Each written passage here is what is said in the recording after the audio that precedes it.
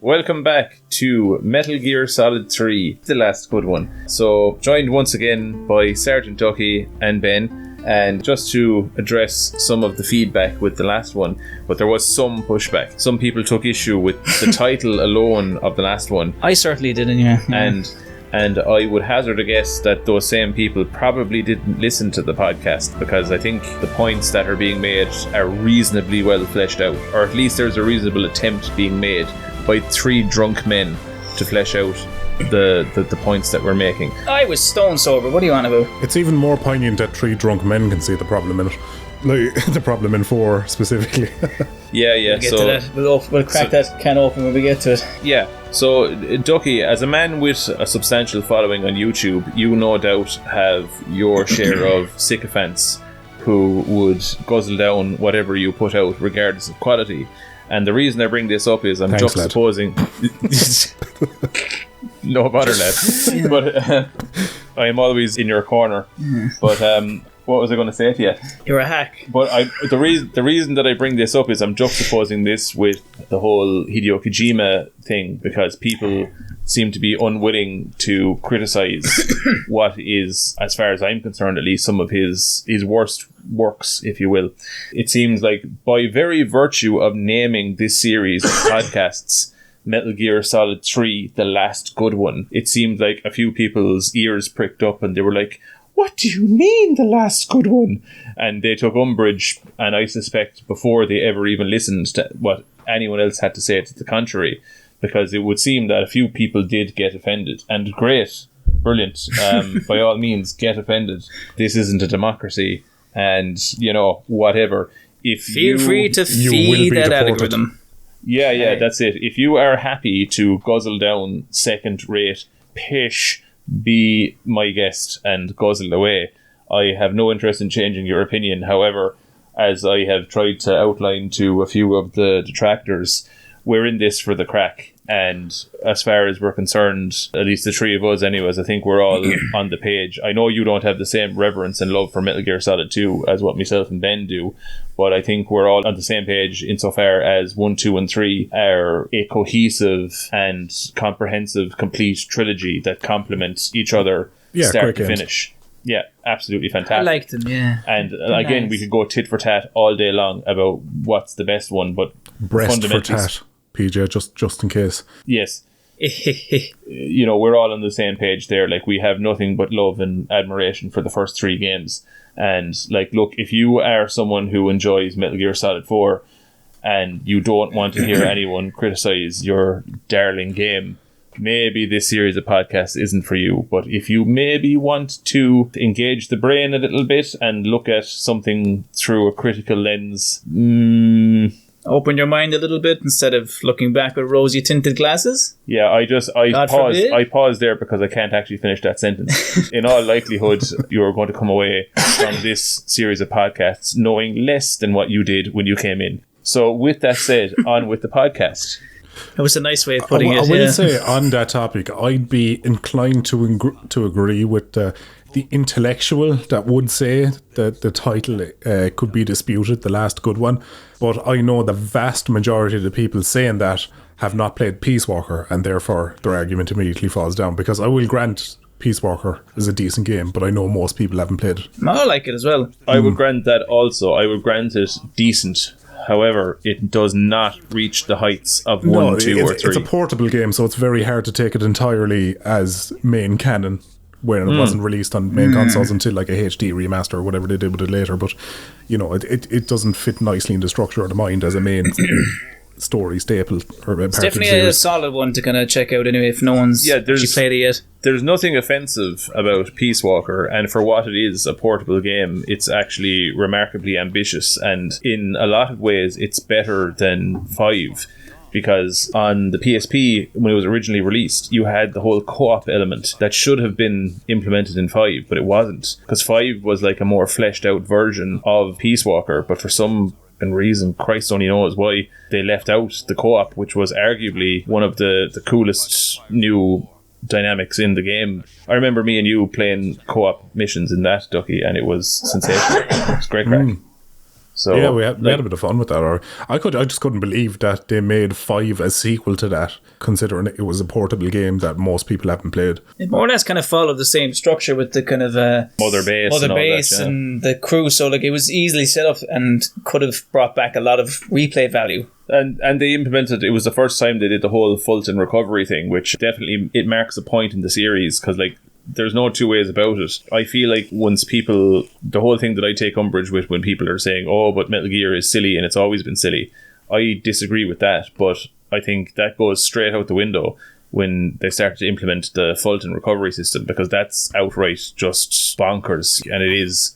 And I think people associate that first and foremost with the modern Metal Gear games. But I think 1, 2, and 3 tell a cohesive, comprehensive story, and it's got some very lofty ideas, and there's so much meat there. There's themes and ideas there that are just absolutely spellbinding, brilliant writing altogether, and that same writing is absent from the modern Metal Gear games. So everything up to 3, I think, insofar as writing is concerned, is absolutely watertight. It's up there with some of the best writing in anything ever, insofar as I'm concerned, at least. And again, this isn't a democracy, so that is just the case. But as you touched on it there as well, about like sycophants and kind of people that are kind of a bit over the top and just willing to, you know, rave about somebody whether they deserve it or not in any given instance. And you were saying about my channel.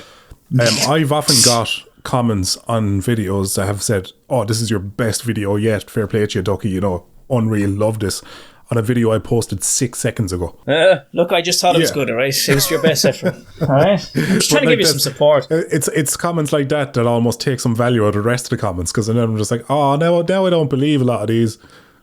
You know, well, that's just the world it is. It's just, if you're just going to say that in every video, it's meaningless. Yeah, that's it. It'd be kind of refreshing if someone just came on and said, this is the worst thing I've ever seen. Stop making videos altogether. Well, that's why you've great friends like me who will take you down a peg.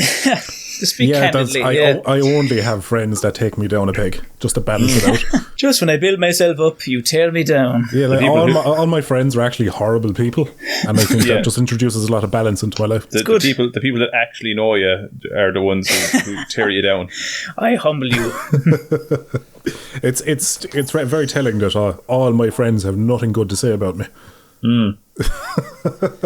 All the people that actually know me. Did you hear that, YouTube? Yeah, you should never meet your heroes. Yeah.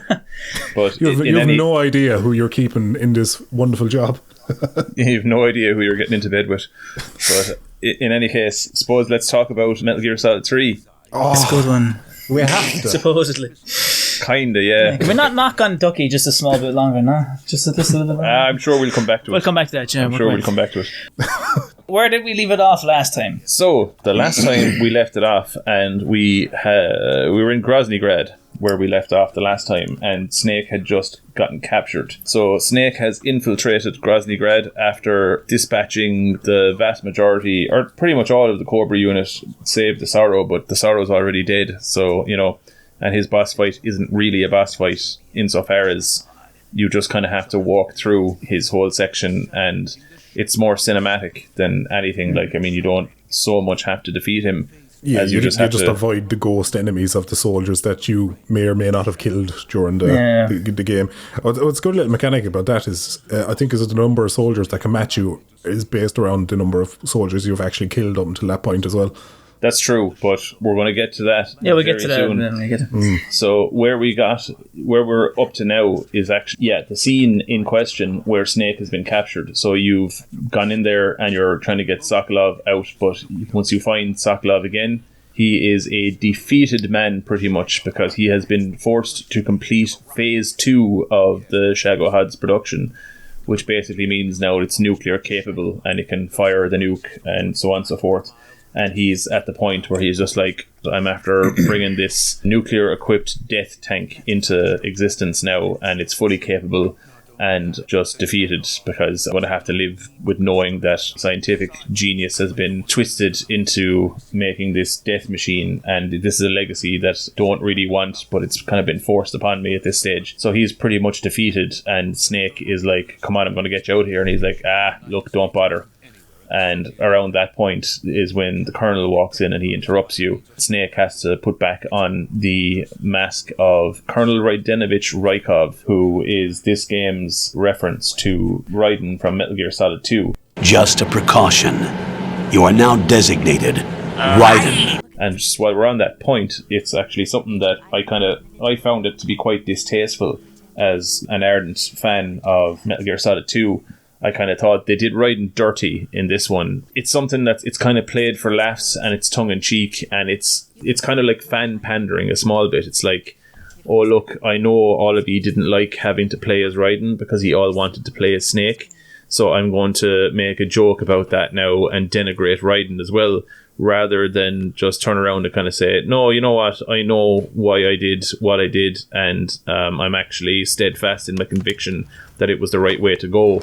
Because as far as I'm concerned, it was the right way to go, because it was an incredibly interesting spin to put on the entire thing. And if we were given exactly what we wanted and just another game as playing as Snake, it would have been kind of just like treading water again, just giving you the same thing with a nicer coat of paint, which is, funnily enough, something that Kojima tried to implement into the writing in Metal Gear Solid 4, where the whole series, well, Snake and the whole franchise by extension had undergone accelerated aging, because it's like, okay, if you keep getting the same thing, how long until all of this gets old and you're just done with it?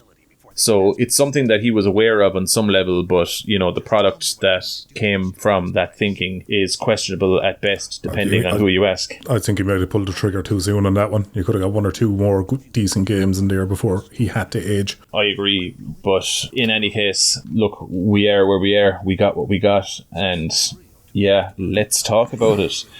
But so you're saying that you love Raiden? I love Raiden. Because, like, as long as you know me, you know I love Raiden. And there's nothing worse than having a game shaming you for loving Raiden. Yeah. I will apologise to no man for my love of Raiden. Yeah. I think it's fair to say we probably all love Raiden. There's not a... I think he's a great character. Yeah, I think whether you want to admit it or not, you all like Raiden too. I do. I think people like where they went, but with Rising, it was great. And anyone who kind of complained about him initially with the release of 2 probably has drawn back on that and have actually, they like him now as well.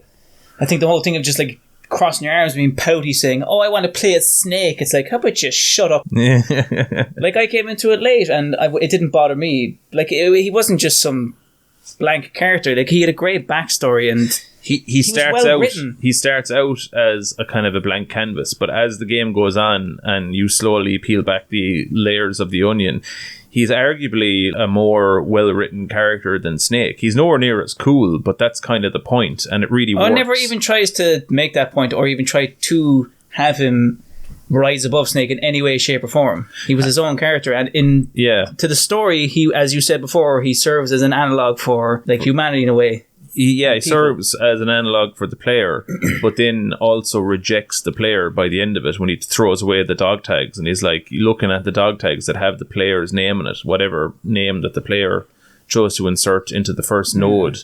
And Snake is all like, oh yeah, anyone you know? And he's like, no, never heard the name before, and he throws it away because Raiden has self-actualized into his own character completely. And by the end of that game, his kind of main conflict with his kind of pseudo-father in Solidus, like all that is just paid off so well.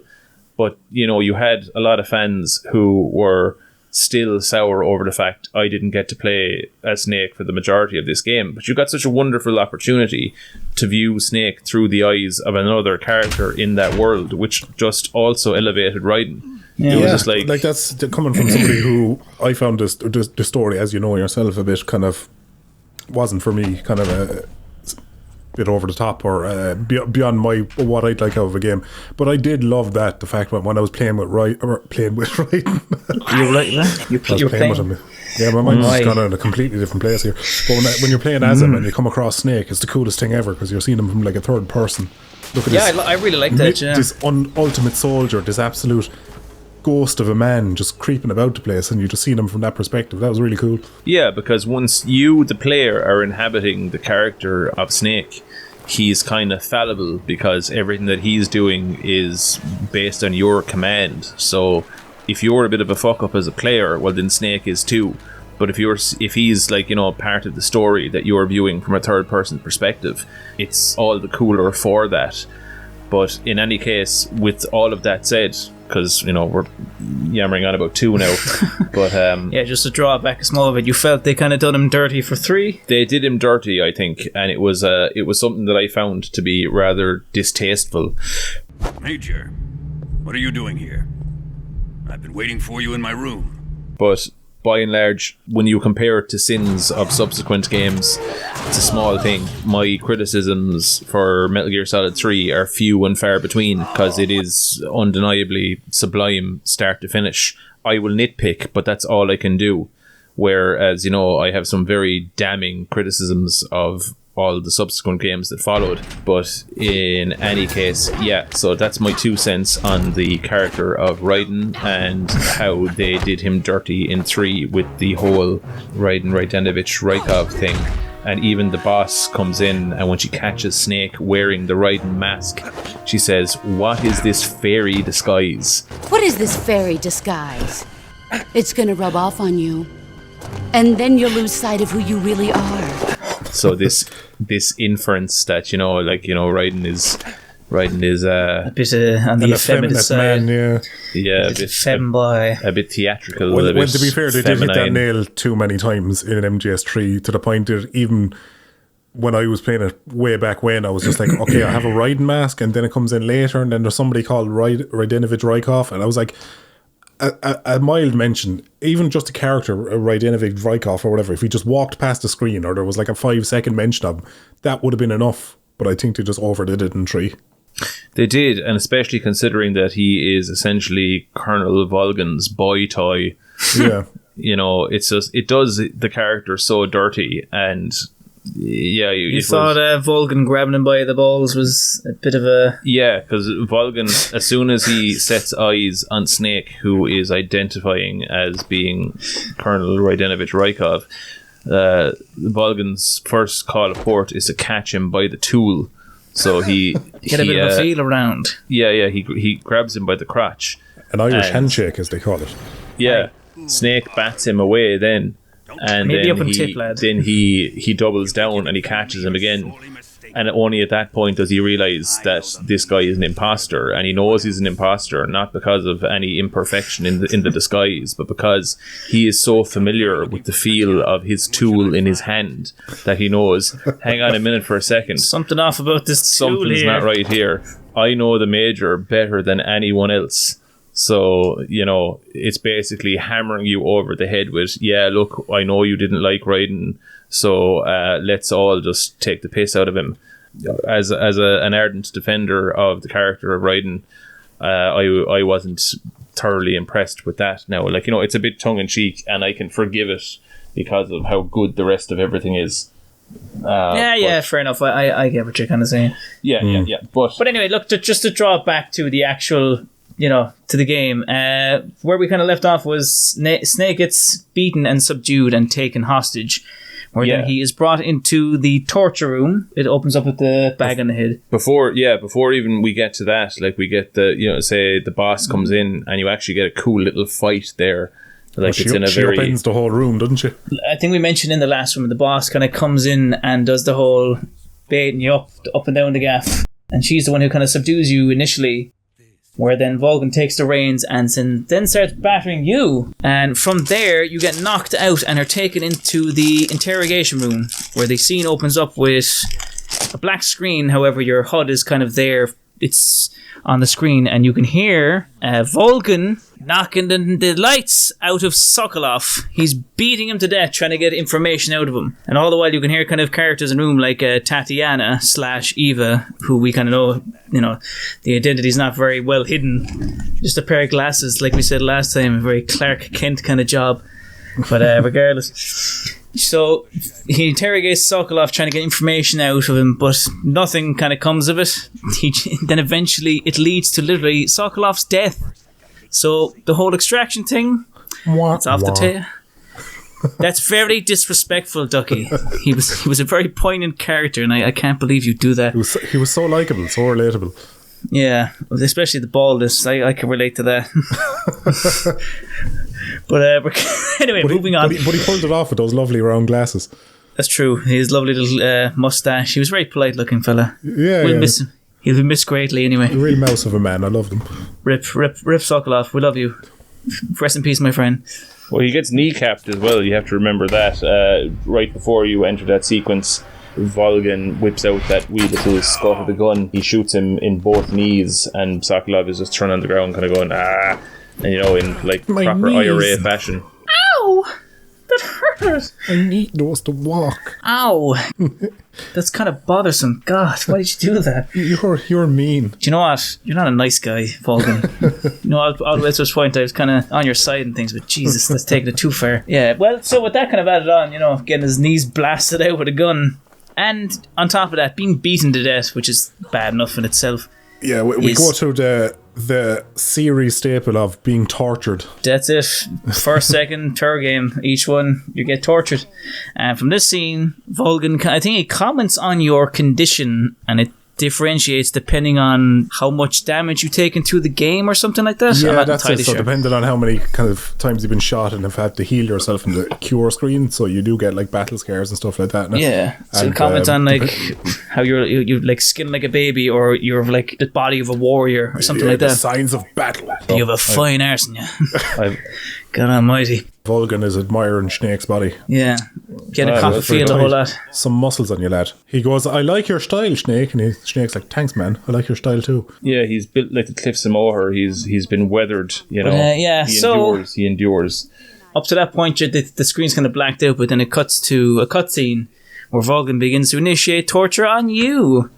And we see Snake with a bag above his head, and he now is beaten violently by these big electric fists and this big grueling man. This is a scene as well that I think, like, say, again, to push back against this whole kind of like, isn't Metal Gear silly? Like, this scene is bloody harrowing. Like, I mean, first of all, Sokolov, who hasn't done any wrong to anyone, gets kneecapped. And then, we get a fade out, and Snake gets hammered into submission once again by the boss and subdued. Gets beaten so hard, by the way, he pisses himself. Yeah. Yeah, so that's it. Let yourself go. It's like, again, we mentioned it in the last one already, but Snake gets such a bad doing in this one. But as he's hanging there with a bag over his head and you can't hear anything, you hear the last moments of Sokolov's life as he's being interrogated by Volgin, and he's literally getting the life bet out of him. It is a bloody harrowing scene. Like, it's horrible. And Eva, under the guise of Tatiana, is basically begging Volgin not to kill him. But all you're hearing is the dull thuds of him beating Sokolov to death. Stop! Ow! Yeah, it's like, weren't we all along for a great laugh? Isn't this, a very campy kind of affair? But, then we zoom out from I don't all mean this. I wouldn't say it's silly in a bad way. It can have fun with itself. Like, getting uppercut by bikes. I think it works so well is because you have those roller coaster moments where it suddenly goes from happy, because it disarms you. You go from just happy, funny camp, and then suddenly, boom, horrible, vicious scene, and you go in disarmed, so it hits you a little bit harder. But it's not meant in a bad way at all. It has fun with itself, but then, like I said before, when it wants you to take it seriously, you do.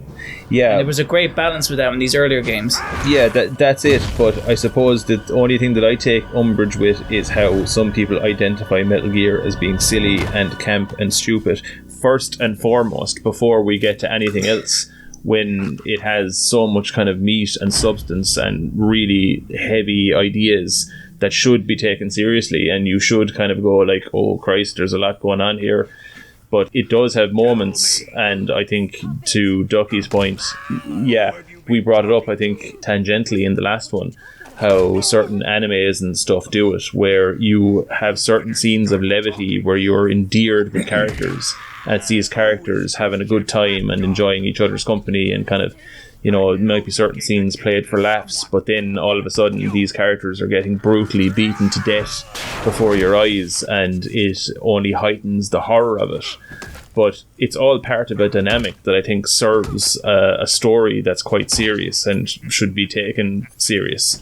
When people, the first thing people open with when they talk about Metal Gear and they talk about it being bonkers and silly, I'm like, well, that's kind of more so an argument of ignorance, really. yeah, it's like that's a very surface level thing. It's like you haven't actually gone through these to understand what the hell you're talking about. Like. It kind of tells me that, you know, you were kind of along for the ride, but you weren't really paying any attention, were you? You know? Yeah, so, I mean, that's a bit, you just kind of dismiss that argument, really. Yeah. Like I said, there is arguably silly and campy moments, but that's not in any way negative. There absolutely is, but I think to its strength, like it's fun. Yeah, I think Ducky's spot on in the way that it's made to work in this one, and how it doesn't work in subsequent games, where it's just like, okay, I actually can't say anything about that other than that's absolutely stupid and I wish it didn't happen and nothing is ever going to be the same again and everything is fucked. That's where the latter games go. Well, I say latter games, 4. I'm just trying not to bring up 4, but I can't. We will, like I said, we'll open that can when we get to it. God almighty. But yeah, in any case, this game, and I believe I also said this in the last one, I'm quoting Thanos once again, is perfectly balanced, as all things should be. Say the levity serves the serious parts, and the serious parts in turn service the levity.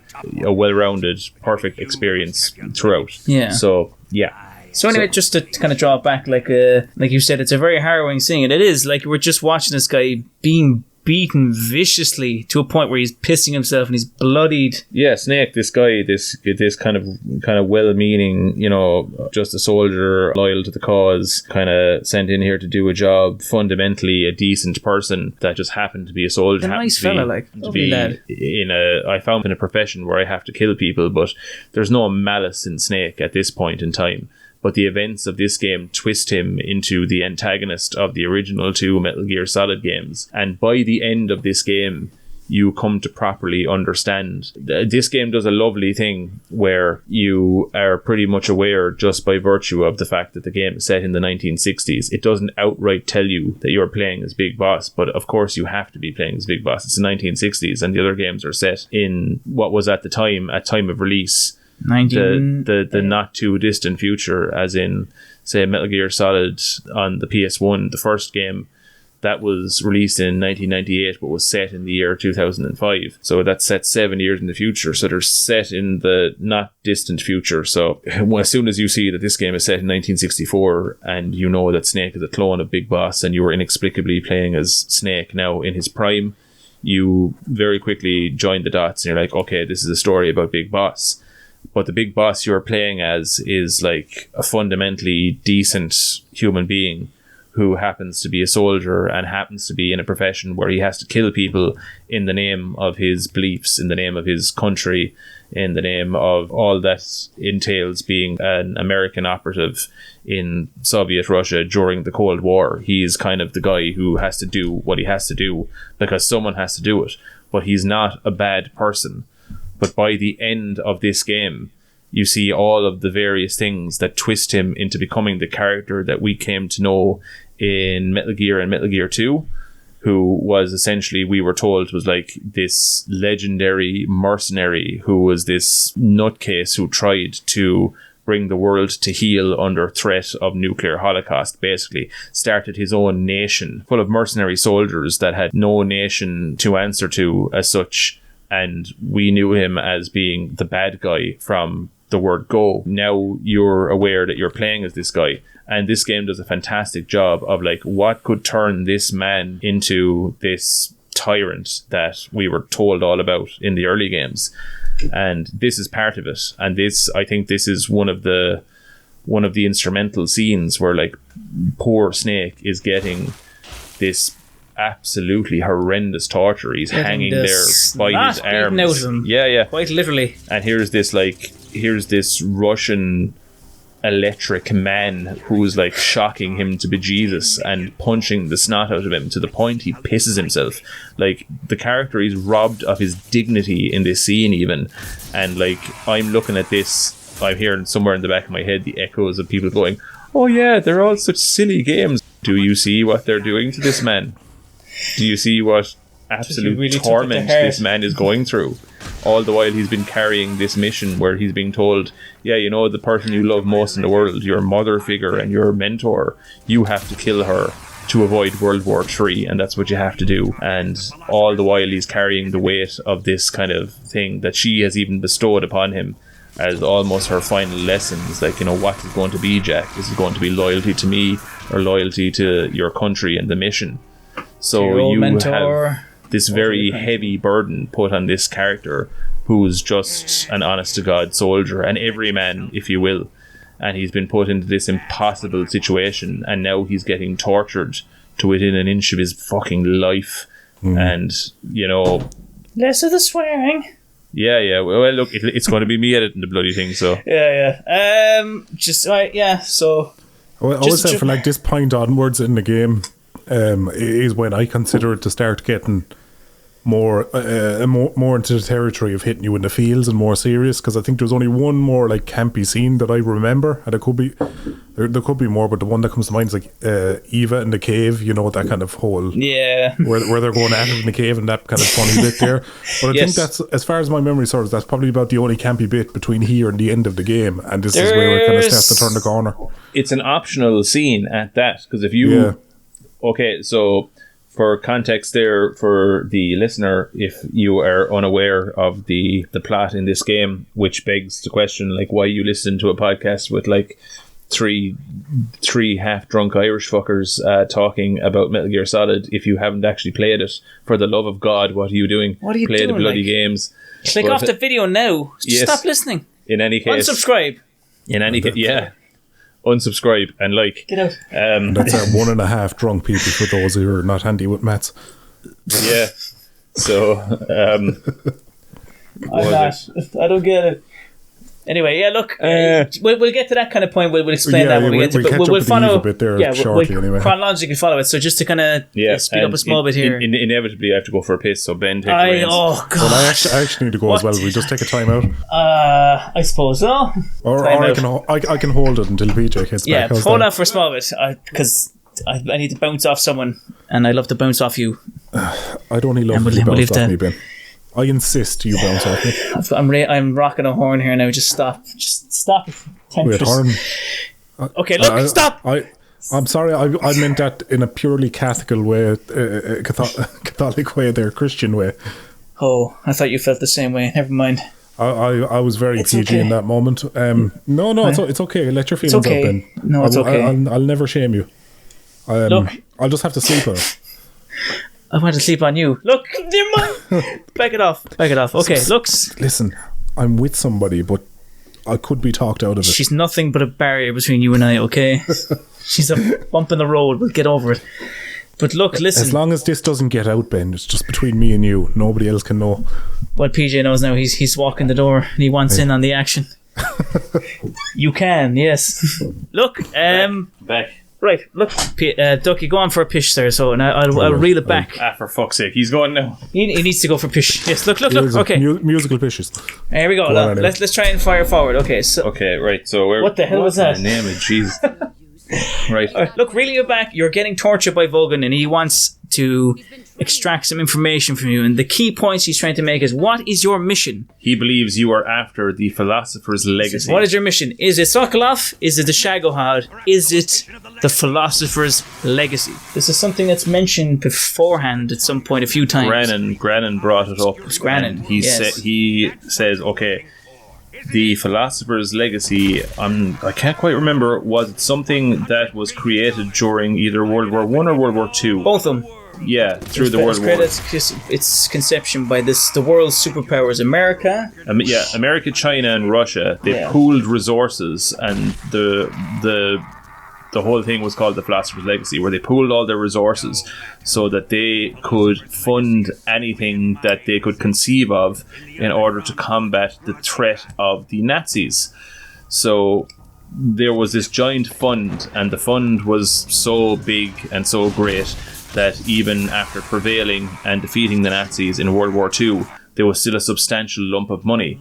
But in the wake of the victory in World War II, there was still this substantial sum of money, And because one of the founding members of the committee that governed the said philosopher's legacy was none other than Colonel Volgin's father, and Christ above, Ducky, all I can wake hear... up. Wake up! I'm sorry, my fucking dog is snoring the fucking room down, so I had to record it. I can, yeah. Like, That was your fucking soundboard there for a second. I was like, you rude bastard, you're just snoring through PJ's thing. no, I was like, did he just hand the dog the mic as he went out the fucking door or something? Yeah, rude Come back into the room and I bastard. was like, my God, the dog is so loud. Oh my How goodness. far from the mic is he? Because I could hear that like he was in my ear. Oh, I put the mic to his mouth, yeah. So, Mother of Jesus. That's a sleepy boy, if ever I heard it anyway. he's absolutely, yeah, well, I walked him extra long today, so he's absolutely gone to God. Did you give him a dish full of dreamy, sleepy, nighty, snoozy snooze? Because it sounds like it. Technically 2 volumes, so yeah, same thing. I heard it's banned in most countries, so that means it's very good. Very good. Yeah. Anyway, so look, But yeah, look, so just to do a quick recap. Volgin's father was one of the guys responsible for managing the philosopher's legacy, and being the sneaky bastard that he is, he absconded with said legacy, and that's how Volgin got his hands on it. So the other superpowers in the United States and China obviously want to get their hands back on said legacy, because this thing which is is a plot point we'll get into a little bit later, just to kind of mold it together. But so the legacy is unfettered power for anyone who has it. It's basically a massive fortune that these 3 superpowers had poured into, and inevitably infighting came about after the end of World War II. And because Volgin has it at the moment, he was able to fund Granin's research, Sokolov's research.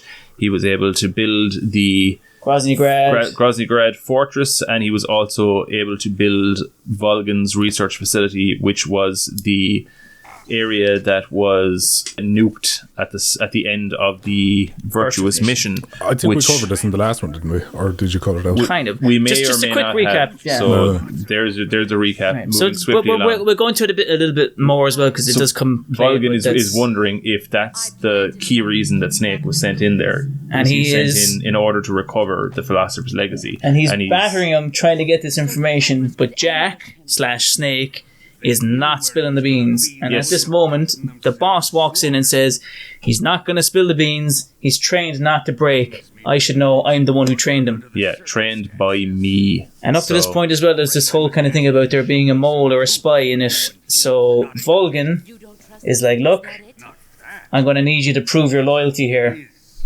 because I smell a rat. So here's the deal. In order to prove your loyalty, I want you to cut out this man's eyes. Cut out his eyes. I don't like those blue eyes of his. There's nothing more important to a soldier than his eyes. You made him a soldier, and now you will unmake him. Yes, it'll make for a touching display. He's all yours. Do it! His blue eyes. Just as Cut out his eyes. like I don't like those blue eyes of his. Eyes. And he's insisting that the boss do the deed, because in his own words he says to the boss, I'm going to need some proof that you and he aren't in collusion. Because there's a whole thing where she planted something on him so the cobras could hunt, so she kind of leaves a small bit of doubt. Well, no, what actually happened there, that there was something that was found on him, a transmitter. But she takes credit for it, is what I'm trying to say. Yeah, she takes the hop for it, but that transmitter was actually planted on him by none other than Eva. But that will... Dirty tramp. Yeah. But the boss, because the boss is like, you know, the legendary soldier, she knows what's going on, and she knows what Eva's up to as well. Yeah. But rather than throw Eva under the bus, she decides, oh yes, and by the way, Tatiana/Eva is also in the room at this point, because we're still she's donning her disguise as Tatiana, and we're still doing the whole Clark Kent thing where we're pretending that Eva isn't Tatiana, but she is, of course. Just to kind of throw another point as well, Ocelot also smells a rat, and he's starting to suspect Tatiana. Ocelot is also in the room as all this is going on, and that's actually quite pivotal in terms of the development of Ocelot's character, because if you remember back in Metal Gear Solid 1, we were told that part of Ocelot's character was Ocelot was a sadist and a torturer, and he was the guy that was like the interrogation specialist, and it's something that they play on in Metal Gear Solid 5 as well, where any of the interrogation scenes or anytime there's interrogation that needs to be done, Ocelot's the guy to manage it. And we see a young Ocelot looking on in the background. He's kind of transfixed by all this, made slightly uncomfortable by it because he does turn away at some points, which lends to the point I was making earlier on, where this is quite harrowing, where he's even having trouble looking at it. But at one point he says to Snake that, you know, this whole torture thing, I think it's the ultimate form of expression. So we see the seeds are being planted for the sadism that is kind of front and center to Ocelot's character. He's kind of looking on and he's like, oh yeah, this made me feel things, and I'm kind of maybe a little bit horny, maybe a little bit horn from this. Jesus Christ, maybe I kind of like seeing lads being by God tortured. Almighty, A murder boner. Yeah. A pain horn, what if a you will. thrill. Yeah, All so right, no, you can't actually merge those two words together without YouTube having a problem with it. let's go for it anyway, and if it's bad, we'll censor it. Fair enough. No. Anyway, look, so as the boss kind of leans in to take out your eyes, Tatiana steps between her and you and says he's had enough. And it's that point Ocelot is like, hang on now, what's that smell? There's a bit of a whiff off you, and I'm beginning to suspect something. And in order to sort of confirm his suspicions, he leans in, sniffs, and then proceeds to grab a bit of breast. That's it.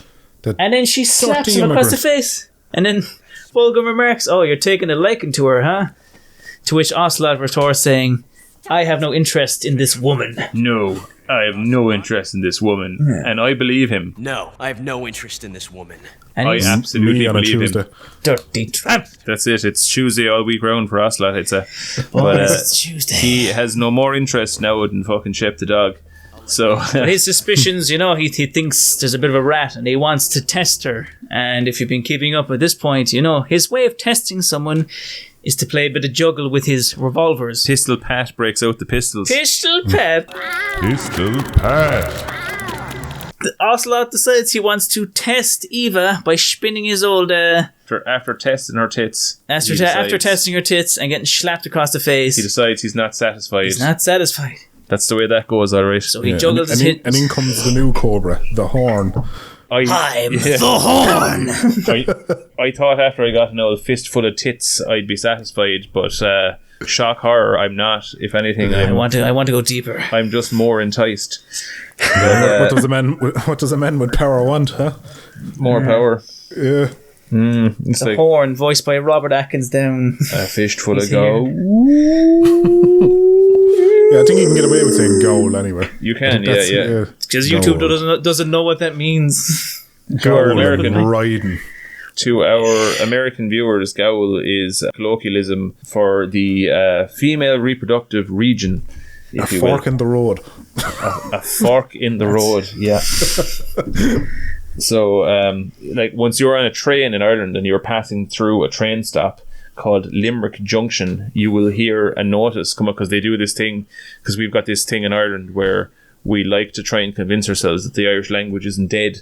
So after every train stop, when they announce it in English, they also announce it in Irish. And once you're going through Limerick Junction, you will hear, are now arriving at Gowlimney. And Gowlimney is the Gaelic for Limerick Junction.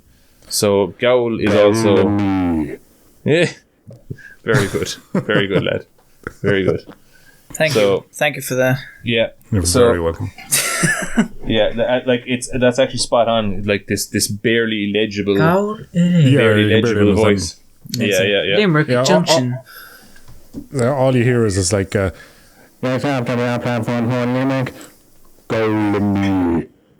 she say Gowl? Is that her stuff? Yeah. Anyway, shall we read it back? Yeah. Right. Yeah. So we get off at Gowl Junction anyway, and Gowl, not Gowl. well, I think this is where we Ocelot. meet PJ's favourite character in the whole series, Yeah. What's his name, Ducky? Johnny. Oh, Johnny. for fuck. A He's whole clan of Johnnies. Oh, for fuck. My name's Johnny. But My name's Johnny. Just to clarify, like, Johnny as a character is still in his lane at this point, and I have no problem with him as a comic He's relief still character. comic relief, Easter egg, side character, inconsequential to the story. Where he belongs. Yes, and that's precisely where he should have stayed, which is one of the many sins of Metal Gear Solid 4. But we're not going to go down that road. To bring it back to Gowl Junction, we get Ocelot, who is looking to test Eva with his revolver, so he begins to juggle him with the old bullet, as we saw earlier. He tried with Sokolov, and begins to pull the trigger every time it lands in his hand.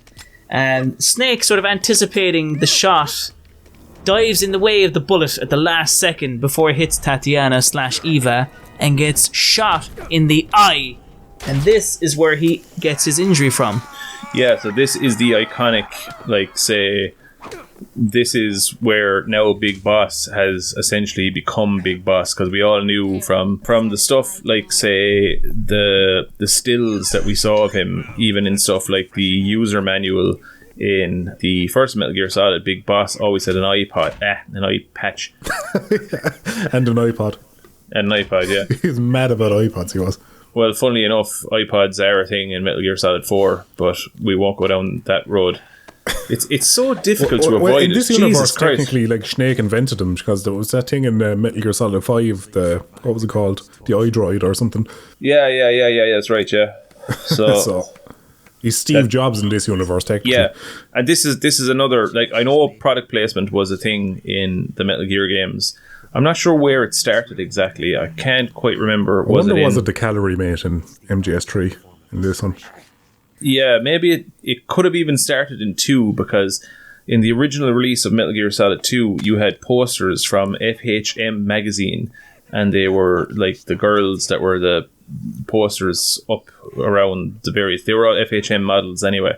So that could be the start of it, but where it eventually ended up, where Otacon has a MacBook and all this stuff, and resolved the whole Patriots lark with a MacBook, and oh god, let's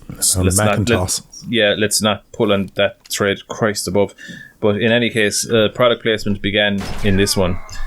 So moving swiftly along. Where are we? I don't know, you tell me. I just came back. Big Boss, you were talking about the beginning of him. Yeah, so he is now physically resembles the character that we saw in the user manual of the first game, and the guy that we saw in the little 8-bit cutscenes in Metal Gear 2 and Metal Gear and Metal Gear 2 on the NSX platform. So the original 2 Metal Gear games. Now he looks like that guy insofar as he only has one eye. And this is just where essentially this is where the injury occurred, which led into his iconic look of the eye patch over the eye. So now, if there was any doubt that you weren't playing as Big Boss, now you know without a shadow of doubt. It's still kind of up in the air. I'm not entirely sure. It could be anybody, but we'll still work with it anyway. So you get blasted in the eye to protect Tatiana, and I think she kind of starts crying like the woman she is. No winch in the corner there, yeah. God almighty. Too out of place now on a woman, Yeah, Volgin's like, will you ever just shut up, for God's sake? And again, this is only belted you, calm down. This is all when you just I barely hit you. When you stop to smell the roses for a second, and you just kind of think, what's happening to poor old Snake here? Poor old Snake, he's after losing an eye and after getting electrocuted to within an inch of his life, and he's been made to piss himself. Just the kind of point as well you made earlier, how Big Boss, he became this sort of antagonist villain character, and often a trait, this kind of almost a bit stereotypical, this eye patch to make him look evil, and you find out the actual origin of it is to protect someone he cared about. Yeah, that's very nice. It was lovely, and I think it was such lovely serendipity as well. I feel it's very fitting that it was Ocelot was the one that took his eye, even though he didn't set out to do it. It's one of the few things that I can count in one hand that I like about Metal Gear Solid 4, how they carry on the whole thing, how there's this connection between Ocelot and Big Boss. That's one bit of serendipity that I do appreciate in Metal Gear Solid 4, and I think just their dynamic is wonderful. It's almost like this pseudo father-son, pseudo brother kind of thing. Friendship, rivalry, kind of great thing. It ties into the whole facade thing as it goes on. It is something 4 certainly does a bit better than 5, which is a bit of a where even moving forward, you have when he has the liquid persona and he's referring to Snake as brother, it has a layered meaning because Snake is essentially the doppelganger of Big Boss, and Ocelot is the doppelganger of Liquid, but he also is just himself in that he looks at Big Boss and Snake by extension as his brother. They're, these kind of just soldiers, and they have this bond because they're from the same stock. Because as we find out, that's inferred in this game, Ocelot is the biological son of the boss, where Snake is the mimetic son of the boss because he was raised and kind of tutored by her, and as such fed off the breast and everything. Yeah, has that bond with her, and I think it's lovely. It's wonderful.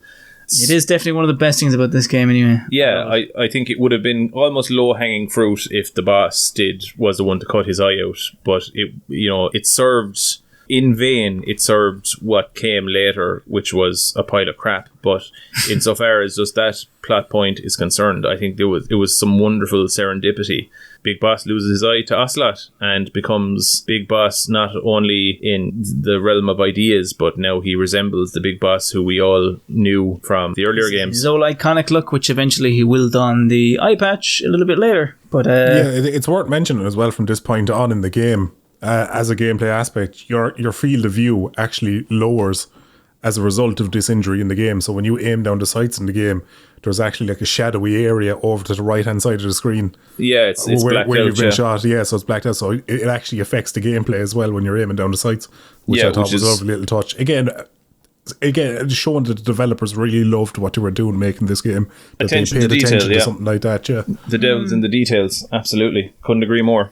From that point on, you lose the eye anyway. It's gone, and I think Volgin kind of takes his leave. That's right, isn't it? Volgin is satisfied with the amount of misery that's been inflicted upon Snake. He's literally probably rocking a horn, knowing his character. Yeah, what he says as he's leaving the room, and he directs this towards Tatiana/Eva, is we're going to my room. So he expects her to follow on to his room for a bit of poundage, no doubt.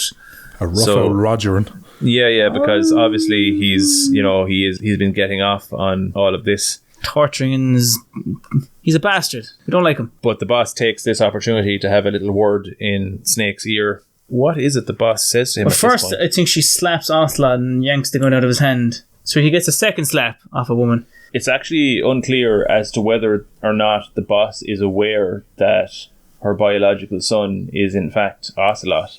I think maybe she doesn't know. I'm not sure. There's never any smoking gun that for certain. Something we find out later is that the child is taken from like pretty much birth, so there's no reason to suspect that she does. Yeah, we'll further elaborate on that when she actually. But anyway, moving on from that, tells us that. She gives him the gun as well, isn't it? The single action army. She shoots him in the leg first, yes, and then puts it into his pocket, and she whispers something first. Was it and run? She says run. Yeah. She loads the transmitter that was found on Snake's person back into the barrel of the single action army and shoots it into.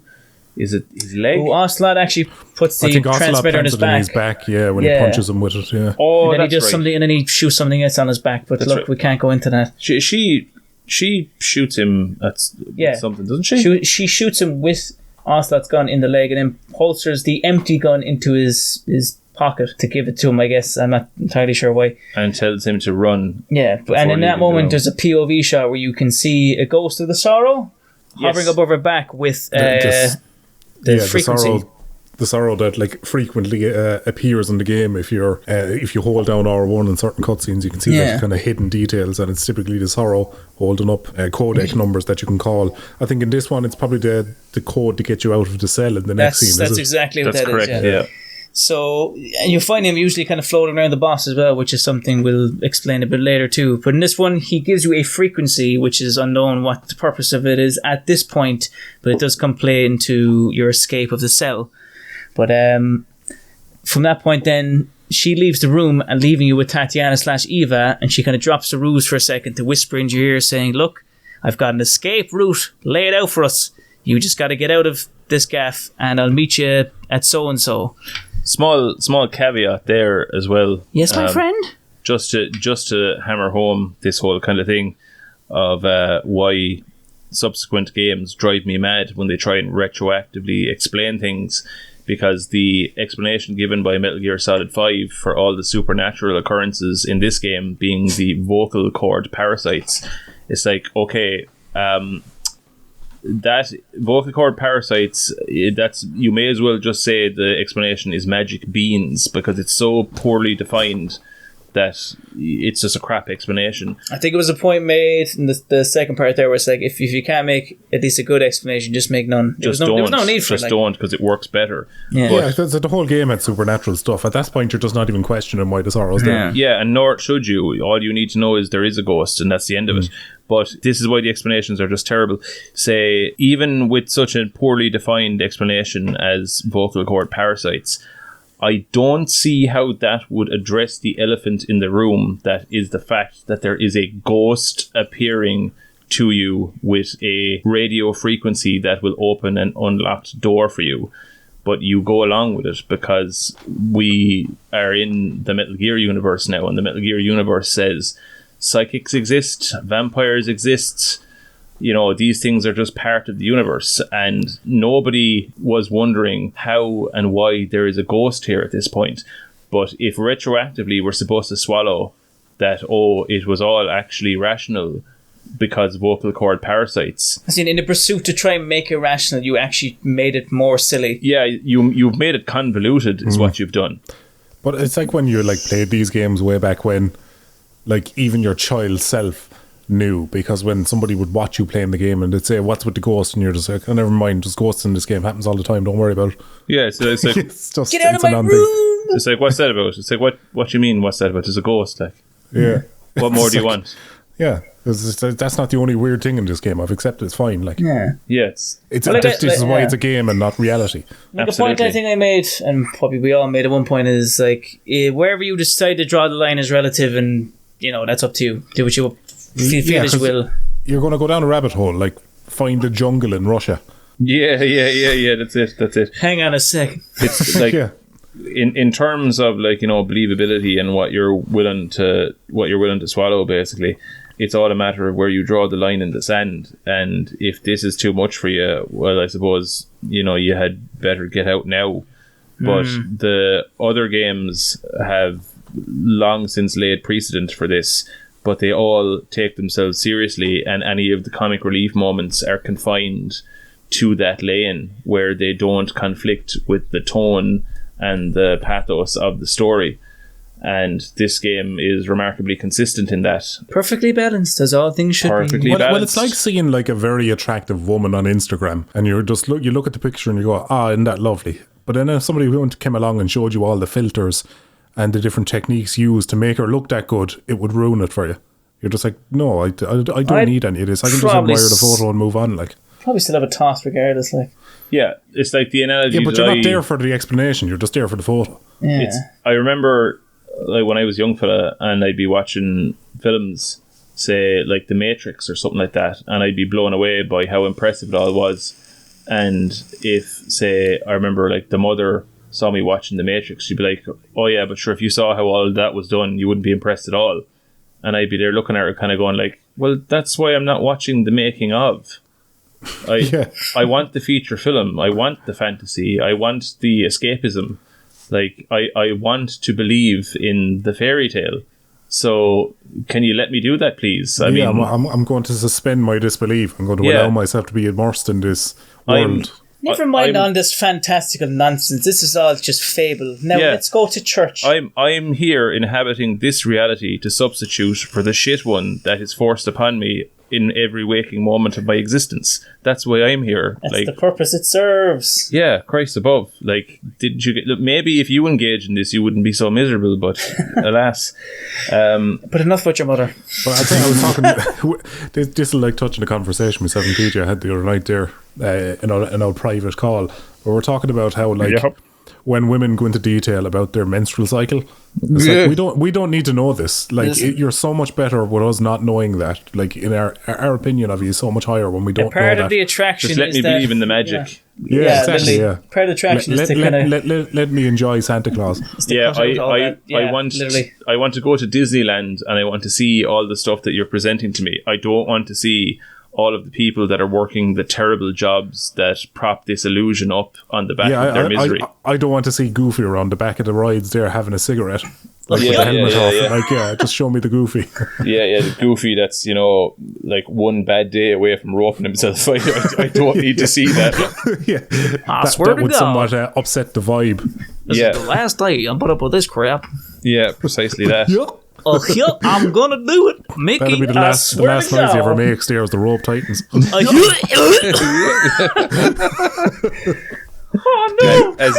As he kicks away the stool, just soils his pants and just fights his pals. All the magic of the Magic Kingdom is just gone in an instant. And Mickey walks in and just snaps under the horror of the situation. Just Jesus!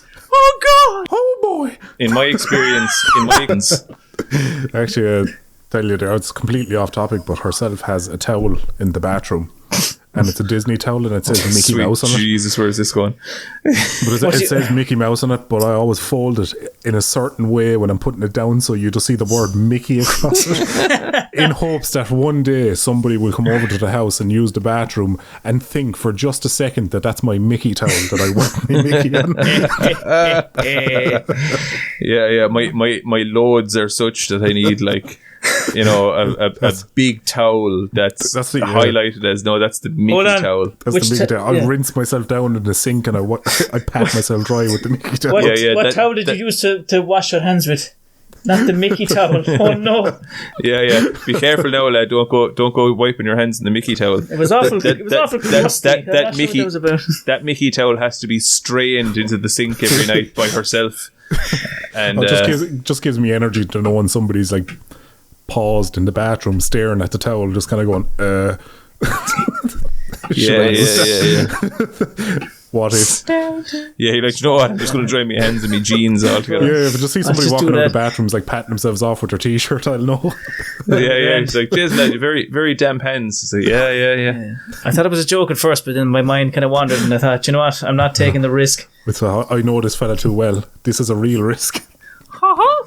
Yeah. But anyway, we'll get back on topic. We were talking about Goofy hanging himself. Yeah, tragic stuff.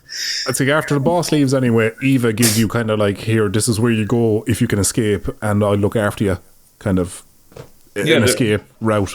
They have an awful lot of faith in like, we all know Snake is some fucking man, and he is, but like, they're basically kind of going, well, you've been electrocuted to within an inch of your life, made to piss yourself, you've had an eye shot out of your head, the boss shot something else into you, and you're still hanging there, and nobody has really outlined any clear route for your escape, but we have faith in you. It's you're clearly going to die. There's no way out of this situation. So when you escape, this is what you do. Listen, when you escape, as you surely will, as you absolutely surely will. No doubt about it. From that point in, that's what you do. Like, there were the two guards come along and they chuck you into a little cell, and from there, I think there's like you're presented with multiple different ways of escaping. I would say in this bit, because this is a bit that's always baffled me, and maybe PJ, you'd know a lot more about Metal Gear lore and stuff like that to enlighten me, but there was a thing going around where if you'd save the game in that cell, you'd get to play like a demo of another game that Konami was working on. We were talking about it. Yeah. We were talking about it earlier on. This is okay. So I could never get that to work, and I don't know if it's just because it's not in the original game, and maybe they put it in Subsistence. But I tried like 7 or 8 different times, and I could never get that demo to play. I will tell you precisely what's happening there. What you're talking about is only present in the original release on the PlayStation 2. So you needed to do that on the PlayStation 2 Metal Gear Solid 3 Snake Eater, not Subsistence, not the HD collections that followed. It won't work on any other version. It'll only work on the original release. Is there anything you can do during that game to make that not play though? Because I distinctly remember trying this on the original. So what you have to do, if memory serves, because it's actually a long time since I played that on the original hardware, but if memory serves, what you have to do is when you are captured and you are in the cell, you have to save the game. And if Paramedic needs to talk about vampires or something like that, wouldn't it? Yeah, if you trigger a call with Paramedic where she starts talking about vampires and freaks Snake out, and then if you go away and you leave the game long enough and you let the real world clock progress on, I'm not sure how long. That's probably where I fell down then, because I would have just saved it, turned off the console, turned it back on and loaded it. Yeah, I'm not 100% sure now, because like I said, it's a very long time ago. I was a teenager the last time I seen. What was the actual game? Does anyone know? I haven't a clue. It was like this game. It was never. Yeah, it was never released by Konami. Slash kind of game. It was a hack and slash. It was a demo. Hack and slash where you killed vampires. I think it was. Yeah. So, yeah, but your weapons. It's a hack and slash type thing. You've got these two kind of hook weapons, and you basically got to play through maybe 5 to 10 minutes of this game, where you're in this kind of dungeon almost, and these orcs are running at you, and you're just hacking them down. And regardless, like it's very kind of early concept type thing.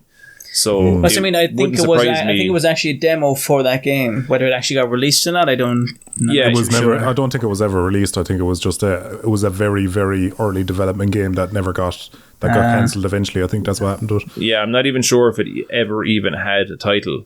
But you could trigger that game, what was very early rudimentary gameplay from that game, and you could play it, Snake's Nightmare, and then you'd wake up from that scene.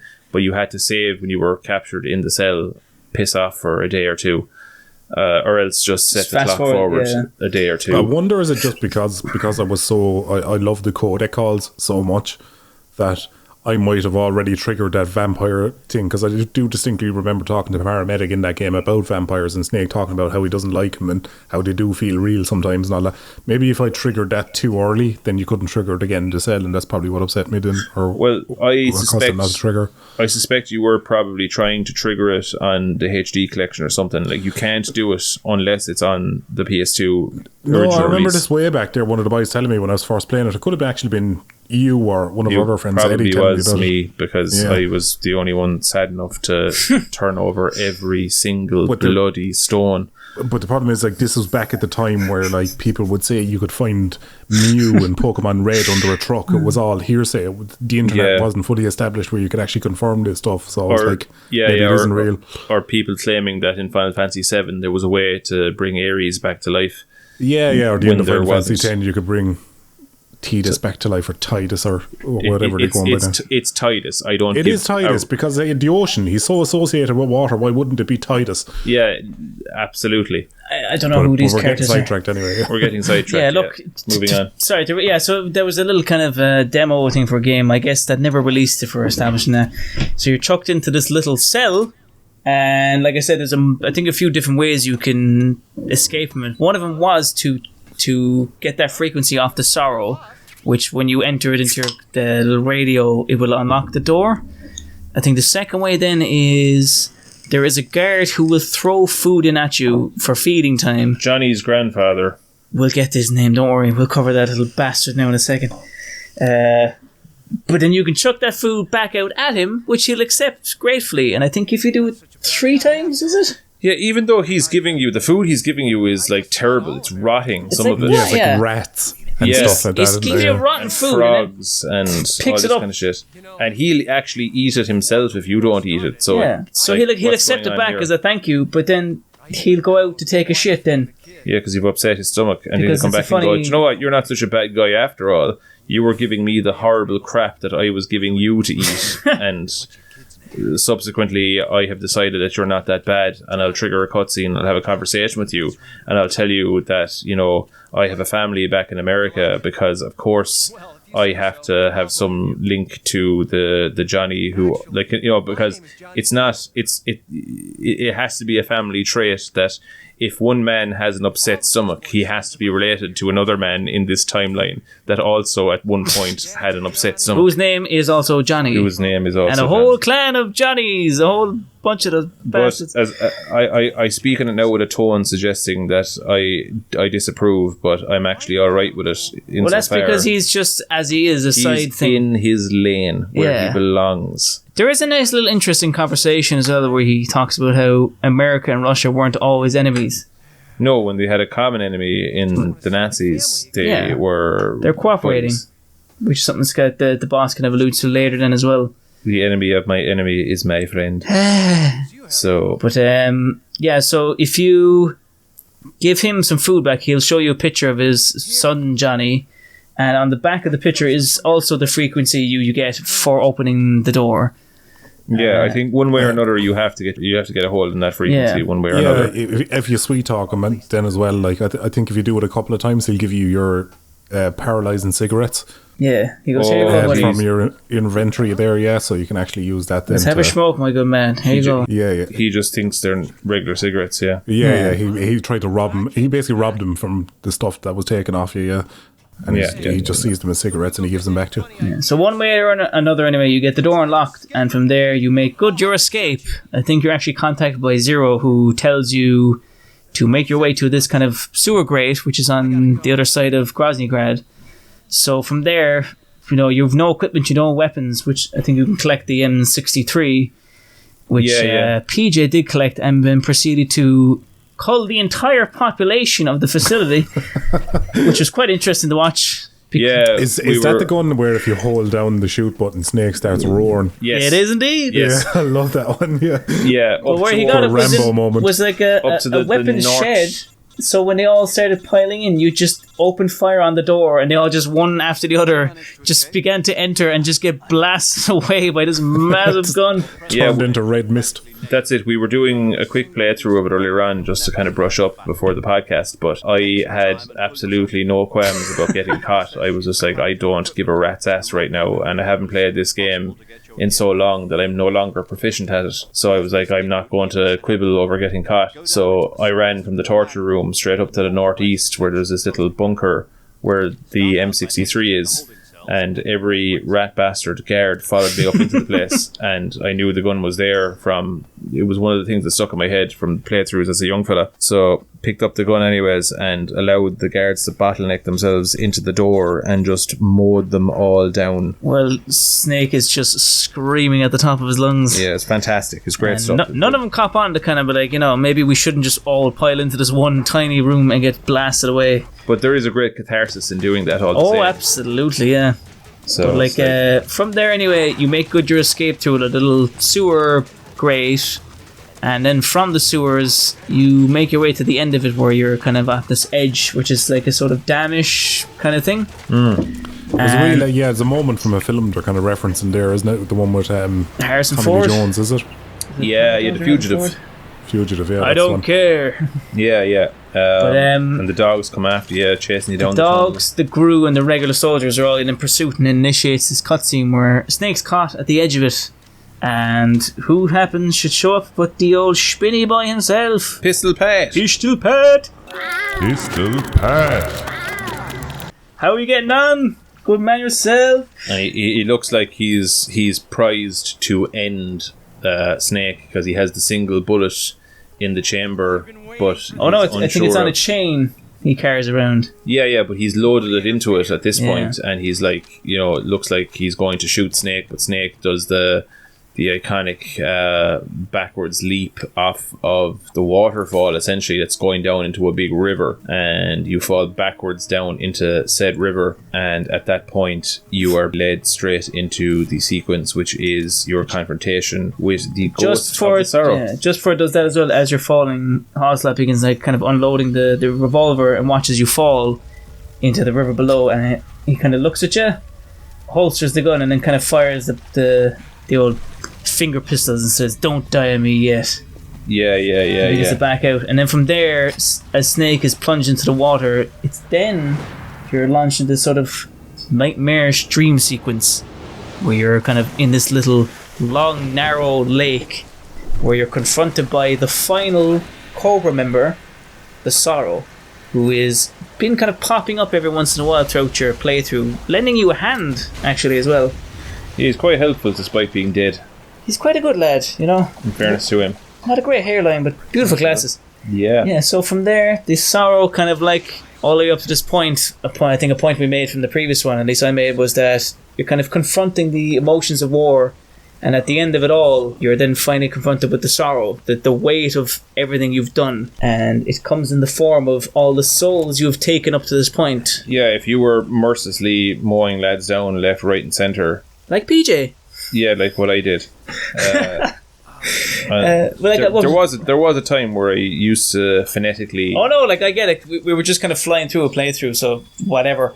Yeah. But on this particular playthrough earlier on, there was an ocean of soldiers coming against me because I was just trigger happy as fuck. But like the song makes the kind of points about how, like, you know, the dead isn't silent and you're about to face off against them. It's like, you know, you might have put it out of mind, might have seemed almost insignificant to the player, but now you are being confronted by every single soldier you have killed, if you have.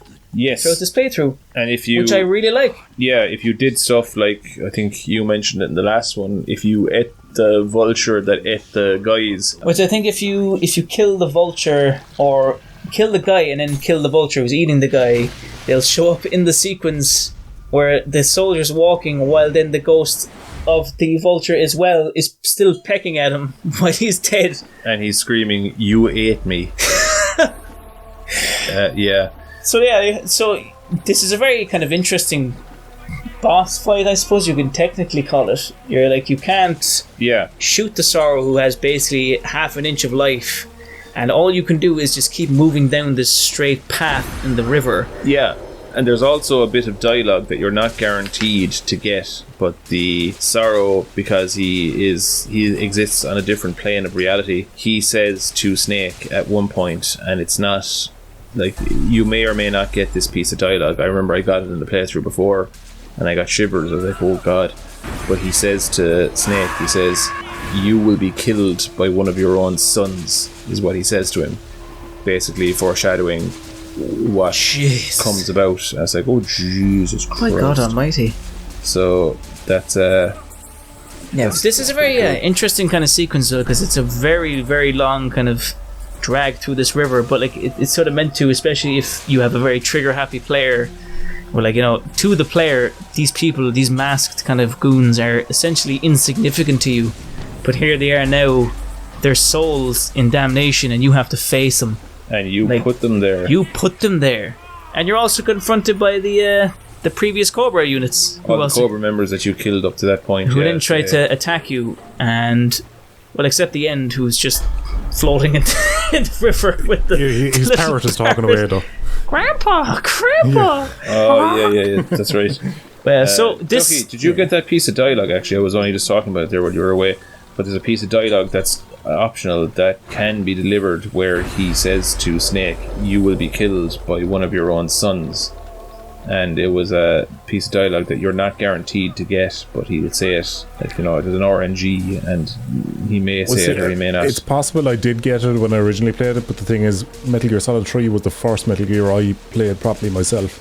So the significance of it was lost on you? Yeah, I wouldn't have pegged it at all. If you had said it, like, I wouldn't have taken it in. Yeah.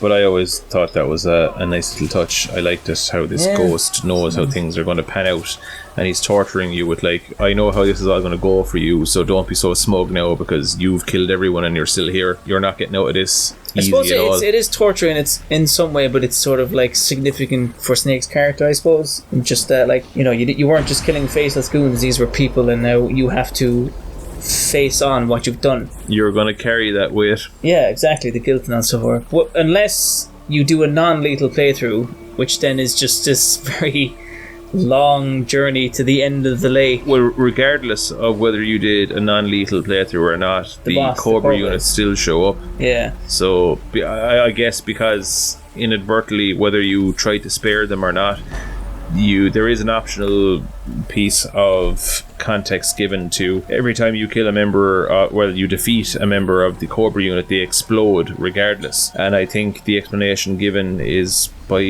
Sigint, maybe, But Snake questions, why do they explode every time I defeat them? And it's got something to do with when they were in World War II, they had some implant of an explosive, and if they were ever captured by enemies, they could trigger this. So regardless of whether or not you killed them non-lethally, they exploded at the end of it. So they died as a consequence of you defeating them in battle, no matter what. So they were dead anyway. How does the death counter work in the game if you're ever doing like a no kills run? Like if you were to shove somebody off a bridge where you kind of indirectly kill them, how does that count? I think that would count as a kill, yeah. I'm not entirely sure because... I know you can like shoot the ropes of a bridge when they're walking across it and they'll fall off. Would that count as a kill? Yeah, the bridge shows up then in the sorrow fight. You have to get across the bridge again.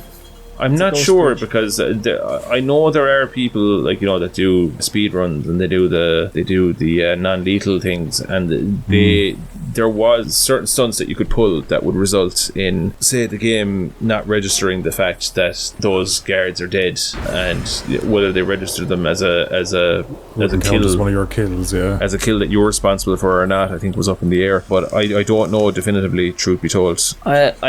Well, I'm probably going to trigger this saying yes, but I'm now in doubt. But I suppose regardless. Yeah.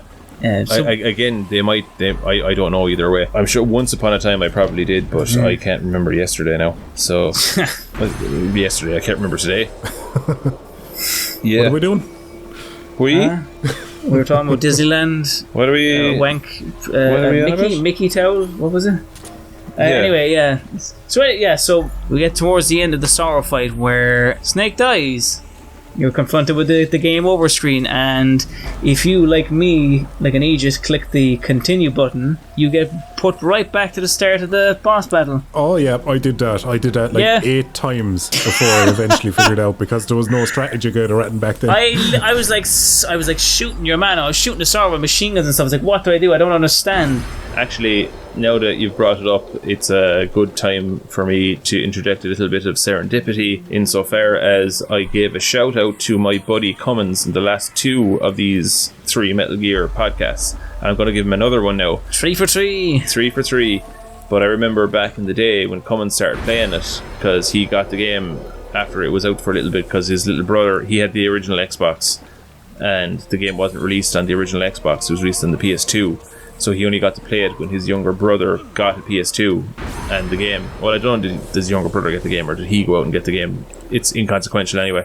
But when he got to the boss fight, the aforementioned boss fight with the Sorrow, I remember he rang me one night and he was just like, come here, how in the name of Jesus do I beat this bloody thing? I was like, alright, this is what you do. And he's like, thanks be to Jesus. He's like, I'm after doing this I don't know how many times. And he was just like flummoxed as to how to do it. But I'm not even... For the listener, so in the game you get this thing called a fake death pill and a revival pill as part of your your gear, and you can open the menu the same way you can during the game, but on the game over screen. So when you die in the sorrow bit, you can still access your inventory from the quick menu, and that allows you to take the revival pill, which will actually bring you back to life, and that's the proper way to pass that boss. But obviously the game doesn't explain this to you.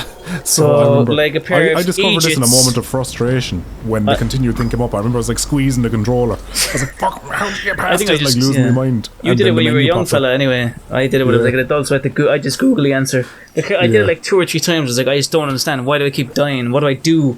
Back then, in order to Google back then, I would have had to wait for my local library to open within the next day or 2. So I must consult. You pay €1 to log on to the internet. You poor lad, you poor young boy. Yeah, so it's a bit of a trickery anyway. So you wouldn't be blamed for instinctively hitting the continue button, thinking you might have done something wrong. But regardless, when you hit the revival pill, you're brought back to life, and you're pushed back into the river where you come back to life. Down by the river. Yep. That was beautiful. Do it again. No, it wasn't. Stop that now. That was horrendous. Take me back to my home on the river. Boat on the river. Boat on the river. So you become conscious once again, but just before surrounded you do... by butterflies. Again, another motif. But just before you do, revive, you hear a small little dialogue between... What? What'd you say? Nothing. I'm referencing Phone jacker. An obscure joke that myself and Ducky used to reference frequently when we used to live together. Terry Tibbs. If you know, you know, and if you don't, I don't. Yeah. Ooh, a lion. A quick Google will elucidate it for you. I'll do it afterwards. Are bothered, and if you're not, let's just move along. Moving on. Yeah, so just before you actually get revived, you hear a small little kind of echo, a little conversation between the boss and the Sorrow, where the Sorrow says, you know, you have to do this, you have to kill me. The boss reluctantly agrees to do so, and the Sorrow replies saying, you know, don't be sad. And then bang, he gets shot. And this is where Snake wakes up and resurfaces above the water, pulling himself out, alive and bright as rains, more or less. And as Ducky mentioned, this is where the butterflies are. The lovely little things where Snake tries to reach out, but his depth perception's all over the gaff because he's missing an eye, if you remember. And from there, you get a codec call from Zero, who says, we nearly lost you there. You were kind of gone.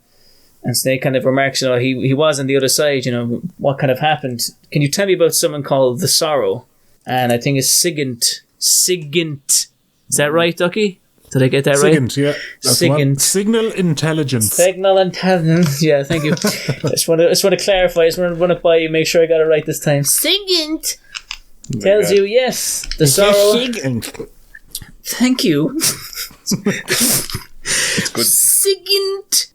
It's good to know you weren't carrying that anyway. No. Anyway. I get sore about such things, but there you go. Fuck you. Sigint tells you that yes, there was a Cobra unit member known as the Sorrow, but didn't you know he's been dead 2 years, done in by the boss himself, by the bridge that you get knocked off of. Yeah, in the virtuous mission, when you get hooched off of the bridge by the boss and you drift down the river and you end up at a spot where Snake can patch himself up and all that, if you go into the first person view mode, that you can, there's an optional little, press R1.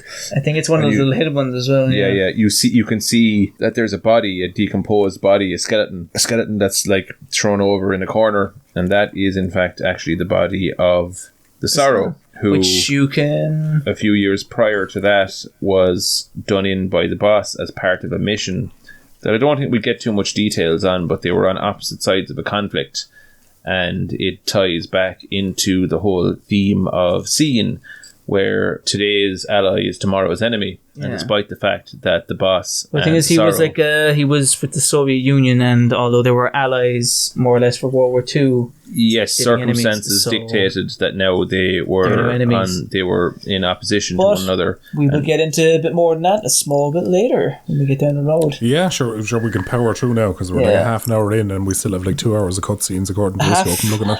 Half an hour in? Switches. Does that look like half an hour on the screen? Or an hour and a half in, sorry. So they're going to fast forward a small bit ahead. From there, you meet up with Eva inside a cave. All the while, by the way, you have a little tracker on your back which you can remove there, but if you save it up until you get to the cave, it'll play a small little scene which we'll get into. So from there, you meet up with Eva, who... We mentioned that earlier, that scene, didn't we? Like, that's, again, that scene, nice little bit of... Levity. Doesn't it's self-contained, doesn't bleed over, doesn't detract from the narrative, doesn't hurt any characters. Comic relief lives. And you're likely going to miss it because, like, the first thing you do at the end of the torture mission, or most people do, is go into the cure menu and it shows up there, so you just take it out. You'd end up missing that scene then. I think it's even mentioned in the codec call. They were like, this joke's in your back, get it out. But But it is quite a funny scene. Yeah. Again, doesn't harm the overall tone of the game. Just a nice little thing. I'm all for it. Yeah. But like you meet up with Eva behind a little waterfall, which is a little hidden spot, and there she returns your equipment. So she ramps through the waterfall. She gets all soaking wet. And she returns your equipment. Wetter than an otter's pocket. Yum. Tits McGee, she's back at it again. But she returns your equipment. I think, Snake remarks like, you're fairly wet there, And she's like, You're looking well. You're looking well, eh? Well, Snake is kind of like the indomitable kind of fortress where he's basically kind of like, nah, mission high. I have a job to do. I'll take this snake and finish my mission. So just on the topic of snake in this scene, there's a thing in the game where you can unlock it's like a special camo, or you get some special item if you capture all the flora and fauna in the entire game. And there's one elusive thing around the area of the end, and it's called a Tsuchinoko. It's a very special type of snake in the game. That's it's determined. Yeah, it's determined whether or not you'll find it in the game, depending on, like, there's a 1 in 6 chance, I think, something like that, of when you start a new game, it'll be present. Ridiculously difficult. I managed to capture it once, but because you capture it early on in the game, and all your gear gets taken off you during the torture scene, you have you have the option to recapture it just before that waterfall. So all the stuff you had in your inventory, alive animals and that, will be in that area just before you get to the waterfall. And I found the Tsuchinoko again there after capturing it previously, but I didn't have my tranquilizer gun on me, so I just shot and killed it. And that doesn't count if you kill it. You need to bring it back alive. Yeah. And I went mentioned ballistic. that, I think. Yeah, I think you mentioned that maybe in part 1 of this. That's it. I went ballistic. Lifting up is just flopping in your arms. Why doesn't this count? Yeah, exactly. Yeah, and you can't even just kick it, I think, because that counts as dead, doesn't That's kill as well. Yeah. To be fair, that's bullshit. Like, come on. Yeah, I was forcing so out annoyed. the player's inventory like that. And I wouldn't mind. It's very possible I could have missed some other flora or fauna throughout the game. Did you have something But like the don't cigarettes? think I did. Because you've knocked it out with one of the cigarettes, maybe. I think what happened was, because you don't have your trank gun on you going into the waterfall, I think I had forgotten that you get it, or I wasn't sure that the Tsuchinoko would still be there coming out of the waterfall. Yeah. So I just killed it just to be safe and took it, assuming that would be okay. Yeah, well, like, you would have been kind of in a panic as well, because there's no guarantee. It's this very rare thing. Like, you want to get it as soon as possible. Like, yeah. What if it despawns after the cutscene? I didn't know, so I just killed it and took that's it. That's awful. That's terrible luck. Yeah. It still bothers me to this day. I'm still holding on to that. But like, I've spoken to counsellors about it, but I've been through 6 or 7 at this point, and nothing's helped. Yeah, they're all kind of like, do you not want to talk about stuff like maybe, I don't know, the death of your mother or something? No. This is what I want to talk about. That was easy. This is hard. You don't understand the RNG involved. For the love of God. But like, where the hell were we now? We're in the cave, and there was a bit of freakiness going on. So you get your equipment restored, and it kind of cuts forward a small bit where now Snake is donning his iconic eye patch. Yeah, he gets the eye patch off of Eva. Yeah, and like, she's doing her whole shtick of coming on hard to down Snake. to her jimmies, by the way, while Snake is, munching on a snake, and she's eyeing up his snake. And she is just like box in his face all day long, and he's like, nah. I will say, like, she has jiggle physics for a PS2 game. They jiggle. There was, like, I'll tell you, they did not. There was no expense spared, especially at the time when physics, that was state of the art at the time as well. They would have had to invest some serious money to make them jiggle back then. Time and effort into the tit physics. We have the technology. Yeah.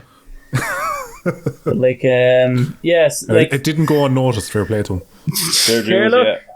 I appreciate it. I'm a simple man, and I think you agree as well. Yeah, absolutely. Hours I spent spinning around in the Cure view. What a fear in my heart. You spin me right round.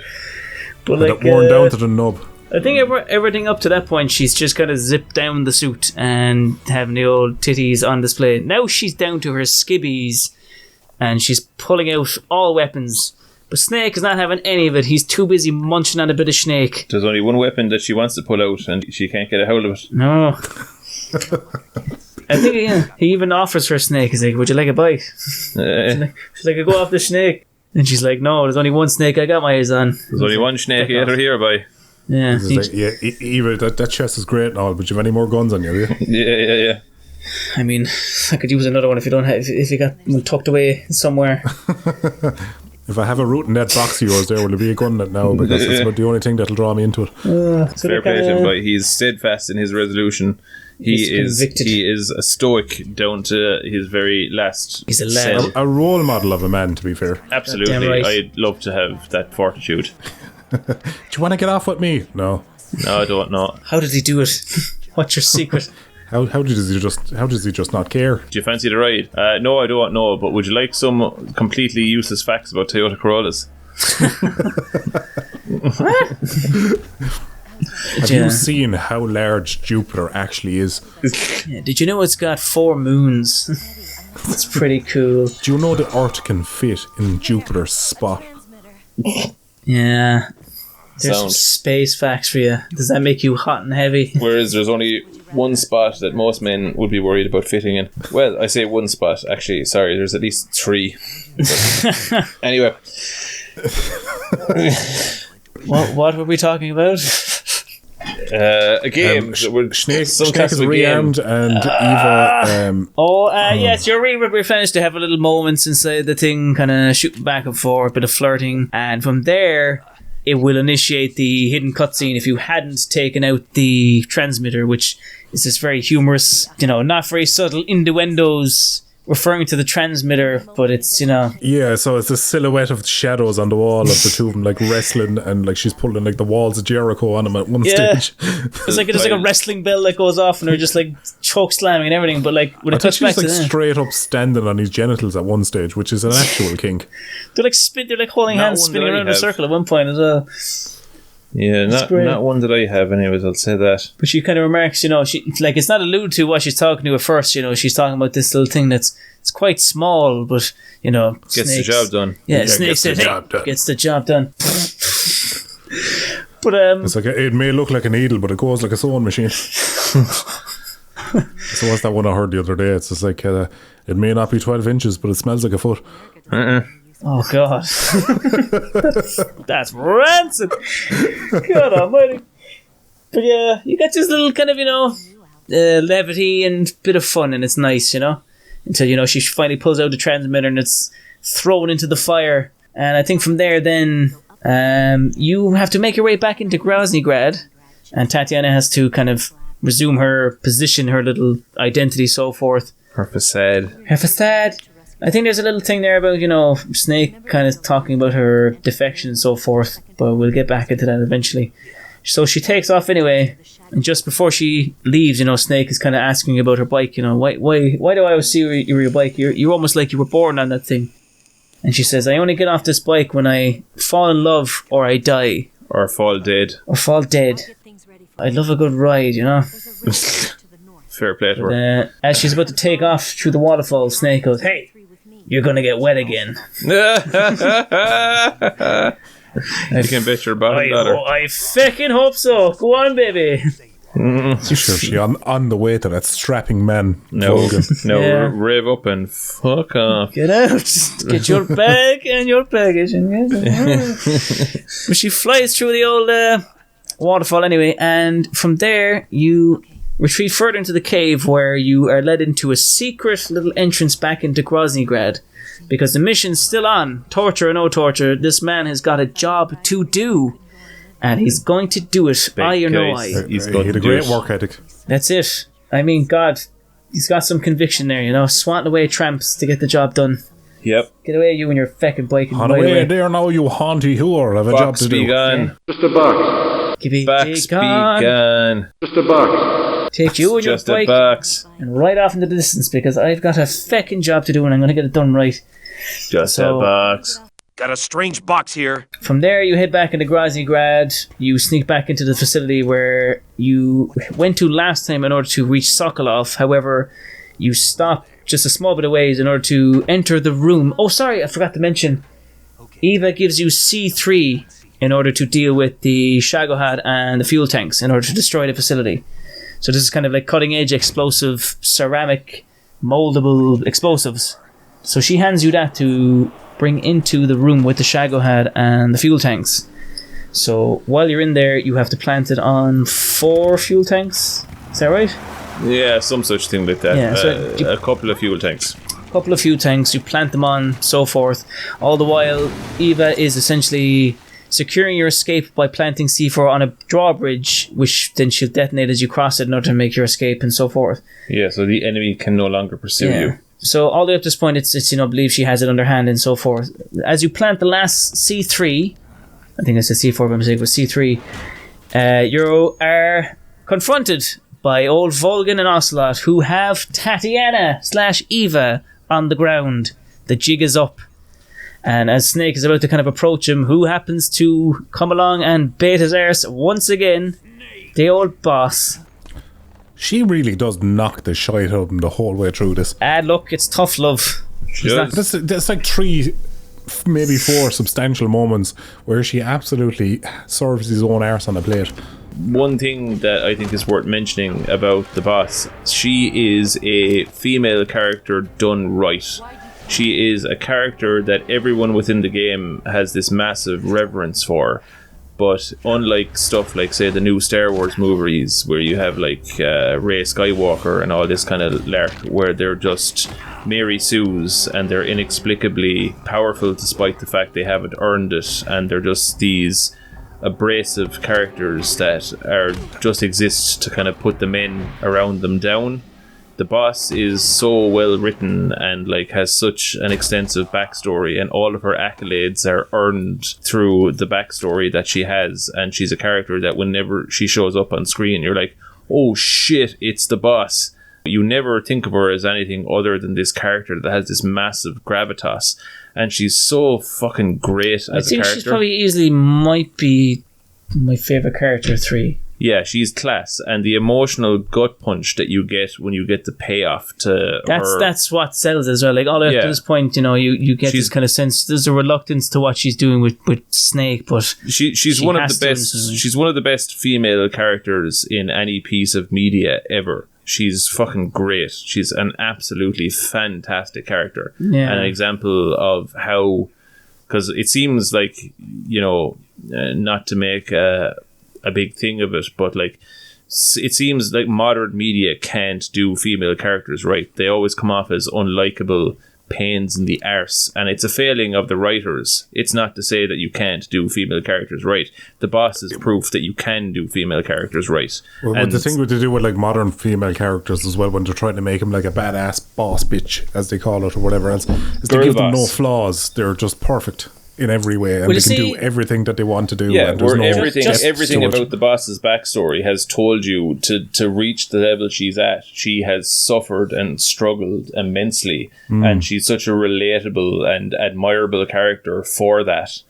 And it's all earned. Like every single ability that she has is completely earned, and every time she shows up on screen, she lights up the screen. Because of that, she's a great character. I think she probably might be my favorite character. Like so much so that the subsequent games, despite all their failings, they have this massive reverence for the character, and that's not where those games fail. But it's kind of like, yeah, fair enough.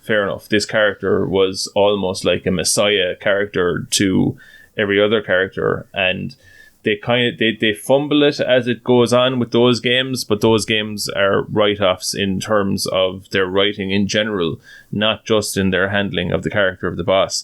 But you could totally see how it would seem like a plausible road to go down, to kind of go, well, actually every character from this point forward had just massive reverence for this one character, because she's just so great, so unbelievably well written and well fleshed out and well realised.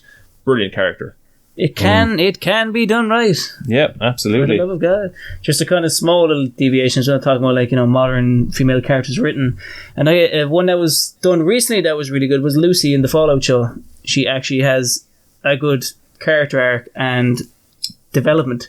Like, it still can be done right now. She was so much more interesting than most other women in media nowadays, because all you get nowadays is like the Captain Marvel, these people that are just perfect, and all the qualities about them that are good are actually just male qualities they've just copy and pasted onto a woman. Male qualities that are often, like, you know, criticized, but it's okay if they, you know, demonstrate it. That's fine. Yeah, like it's like the way like they do in the movies nowadays is, how do we make a strong female character? Well, we just make a strong male character and then make the character female.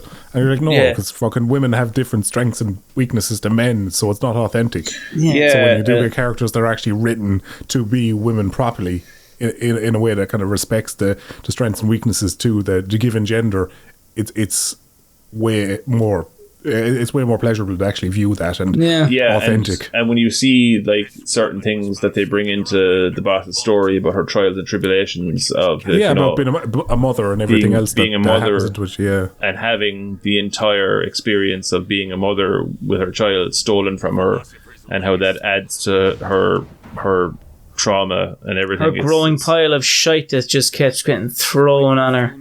Which once again we will get into kind of more later as she... And how she remains steadfast and resolute in the face of all of it. It's just like speaks to... It would have broken a lesser woman. Yeah. Kind of, and when you get to the end of it, it just pays off all the better. But in any case... But to draw back into where we were, the boss comes in, she baits you once again. There's no way two ways about it.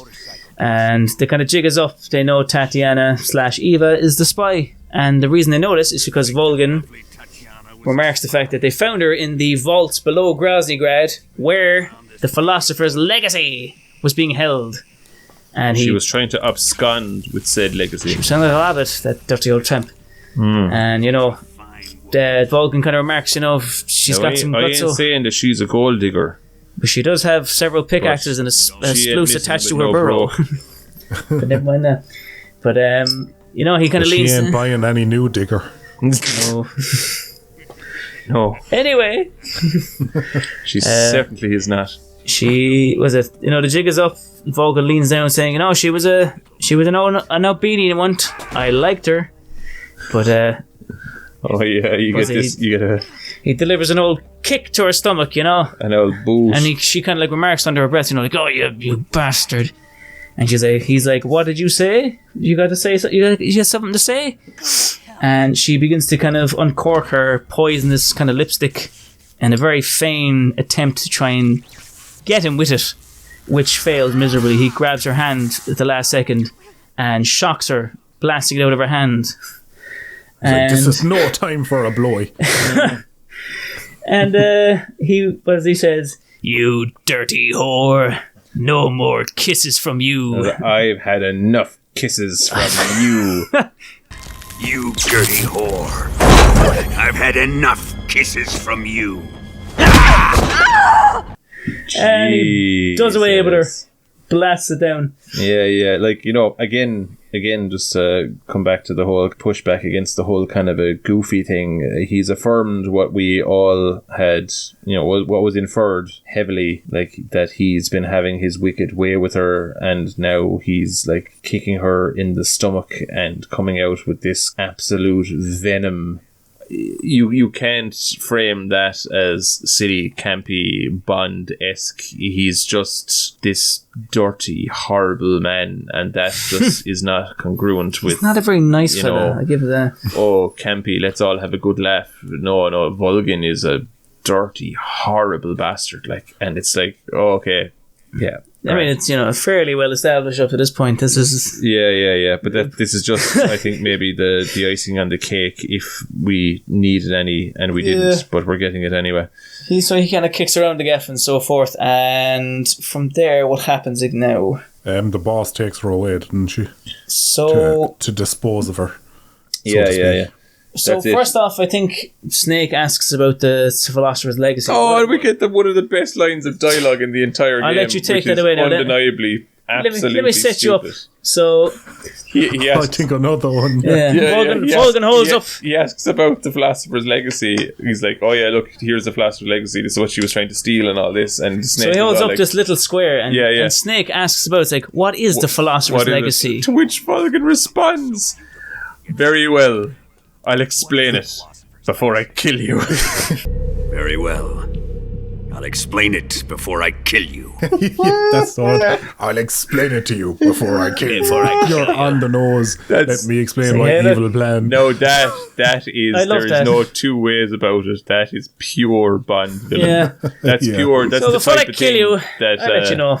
That's the exact type of thing that was being parodied in Austin Powers with the whole kind of thing like, no, I'm just going to leave them in a room in some contrived... Easily escapable room. Yeah. And I'm just going to assume that they're dead. And why don't we just shoot them? I'll get a gun. We'll both shoot them right now. You Scott, just don't get it, do you, Scott? You don't get it. Scott, you just don't get it, do you? You just don't get it, do you? You don't. This is precisely that. And for a game that references and nods and winks to Bond so very often, it's fitting. So great, excellent. So I think we kind of mentioned in passing there, the last thing where it mentions the whole thing about the America, China. I think PJ kind of covered the whole Philosopher's Legacy thing. Kind of that. And Volgin kind of says, my father was part of it and he sneakily went away with all that cash. So we know about that anyway. Yeah. But then he mentions that there's a network of spies that the philosophers use, which then he used to contact the boss. So that's how he got in contact with her to defect, because she had a kind of ties to the philosophers as well. One thing I remember was going through my head there was kind of like, why would Volgin think that this was a tenable kind of a route to go down? And it's this shared kind of a philosophy that they have, albeit in Volgin's mind it's probably very different, but it was this notion of a shared world, because he seems to be aware that the boss has some kind of desire to see the world reunited, because let's not forget, this is set in the Cold War when the world was divided into two, East and West, as a result of the Soviets and the Americans kind of having a bit of a standoff at the end of World War II, and the boss wanted to see that standoff resolved.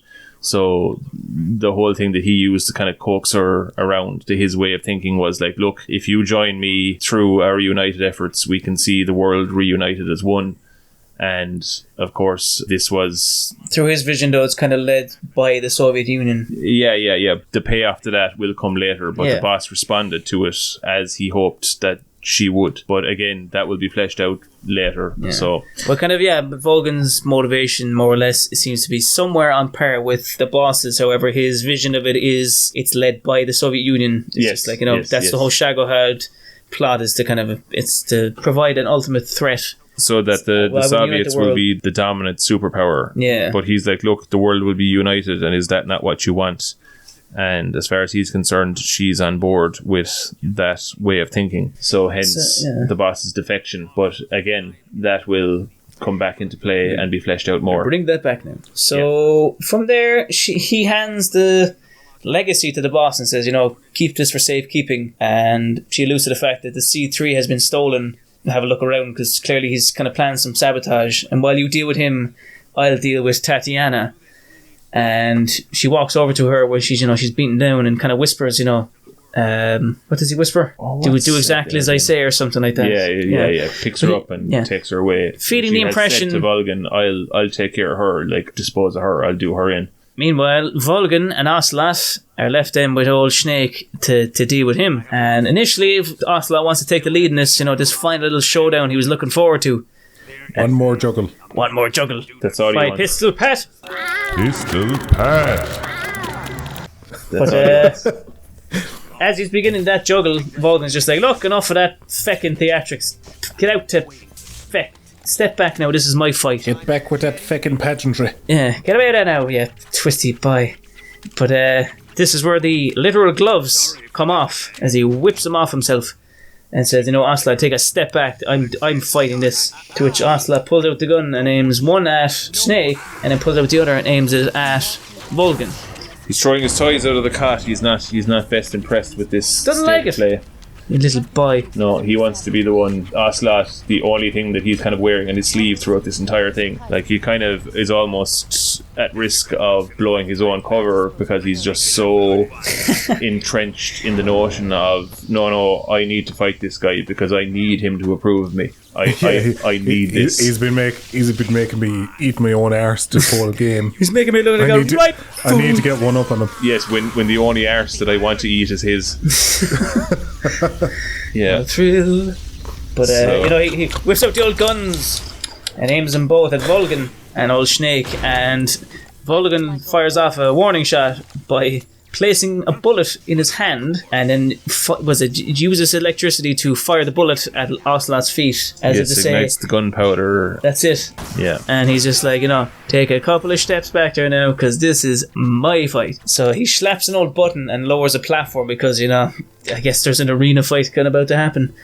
And Volgin in a big electricity kind of show, burns off his big giant overcoat, revealing his kind of suit underneath, which I guess is designed to kind of conduct his electricity. Well, they all kind of have a sneaking suit under their fatigues, don't they? A snaky suit kind of under their suit. Snaky suit. Yeah. Volgin's got his lovely little onesie. The secret snaky suit. I love it. Say nothing suit. And he's got... It's kind of like similar to how like the boss's kind of white sneaking suit is kind of... It's more of a Cobra thing, isn't it? They all have their own coloured suits. No, the boss's suit that the boss wears is actually a spacesuit, because she was the first person in space that was the first person that was sent into space by the US. Oh, that's right, and she got the radiation. Yeah. Well, we'll get into that in a little is. while. But in terms of the sneaking suit, Snake also gets one, which I think you can wear at this point. But yeah, it's supposed to be like a predecessor to the Metal Gear Solid 1 kind of suit, isn't it? Yeah. So, the OG Snake and suit. Snaky. Volgin is now ready to throw down with old Snake, and he's got a little ammo belt attached around him, and this is where it initiates a kind of hand-to-hand kind of job. And admittingly, I don't really like this fight at all. It's a very lackluster, this whole CQC thing, and then just kind of... Yeah, it's just kind of following a pattern. A typical boss fight, really. I'd have to agree on this one now. This, like, for such a bollocks of a character, when you finally get to throw down with him, you would like it to be, an affair that had more kind of gravitas to it. You do get to fight him like 3 times. So well, I'm not a big fan of those ones either, but we'll cross that bridge when we get to it. But this one in particular, spectacle though. There is spectacle. I can forgive it. I can give it a pass spectacle, at the end of the day. Sure. It's not a write-off like, say, the B&B unit in 4 or anything like that. Oh, they were great, yeah. Yeah, and it's not quite as shallow as some of the Cobra fights, because at least there's context surrounding it that kind of elevates it.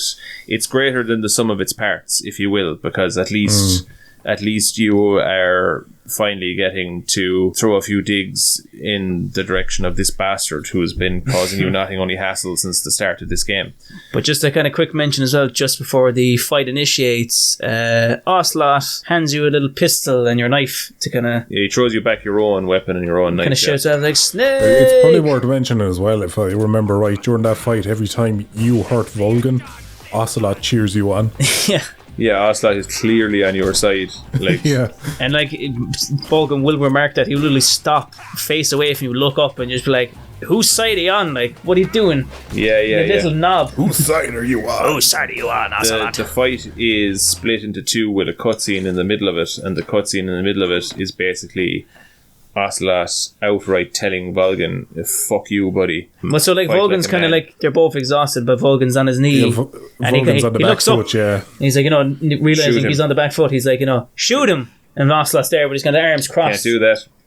I can't calls do him a that. coward or something, isn't it? He's like, I can't do that, Colonel. Fight like a man, like is what he tells him. Yeah, that's it. Yeah. It's like, I made he has no honor, like he just wants him dead. A deal with the boss, and he's just like, I'm the authority here. I'm the Colonel, and he just goes, fight like a man, Volgin. Volgin goes, he doesn't use the Colonel at all. Volgin.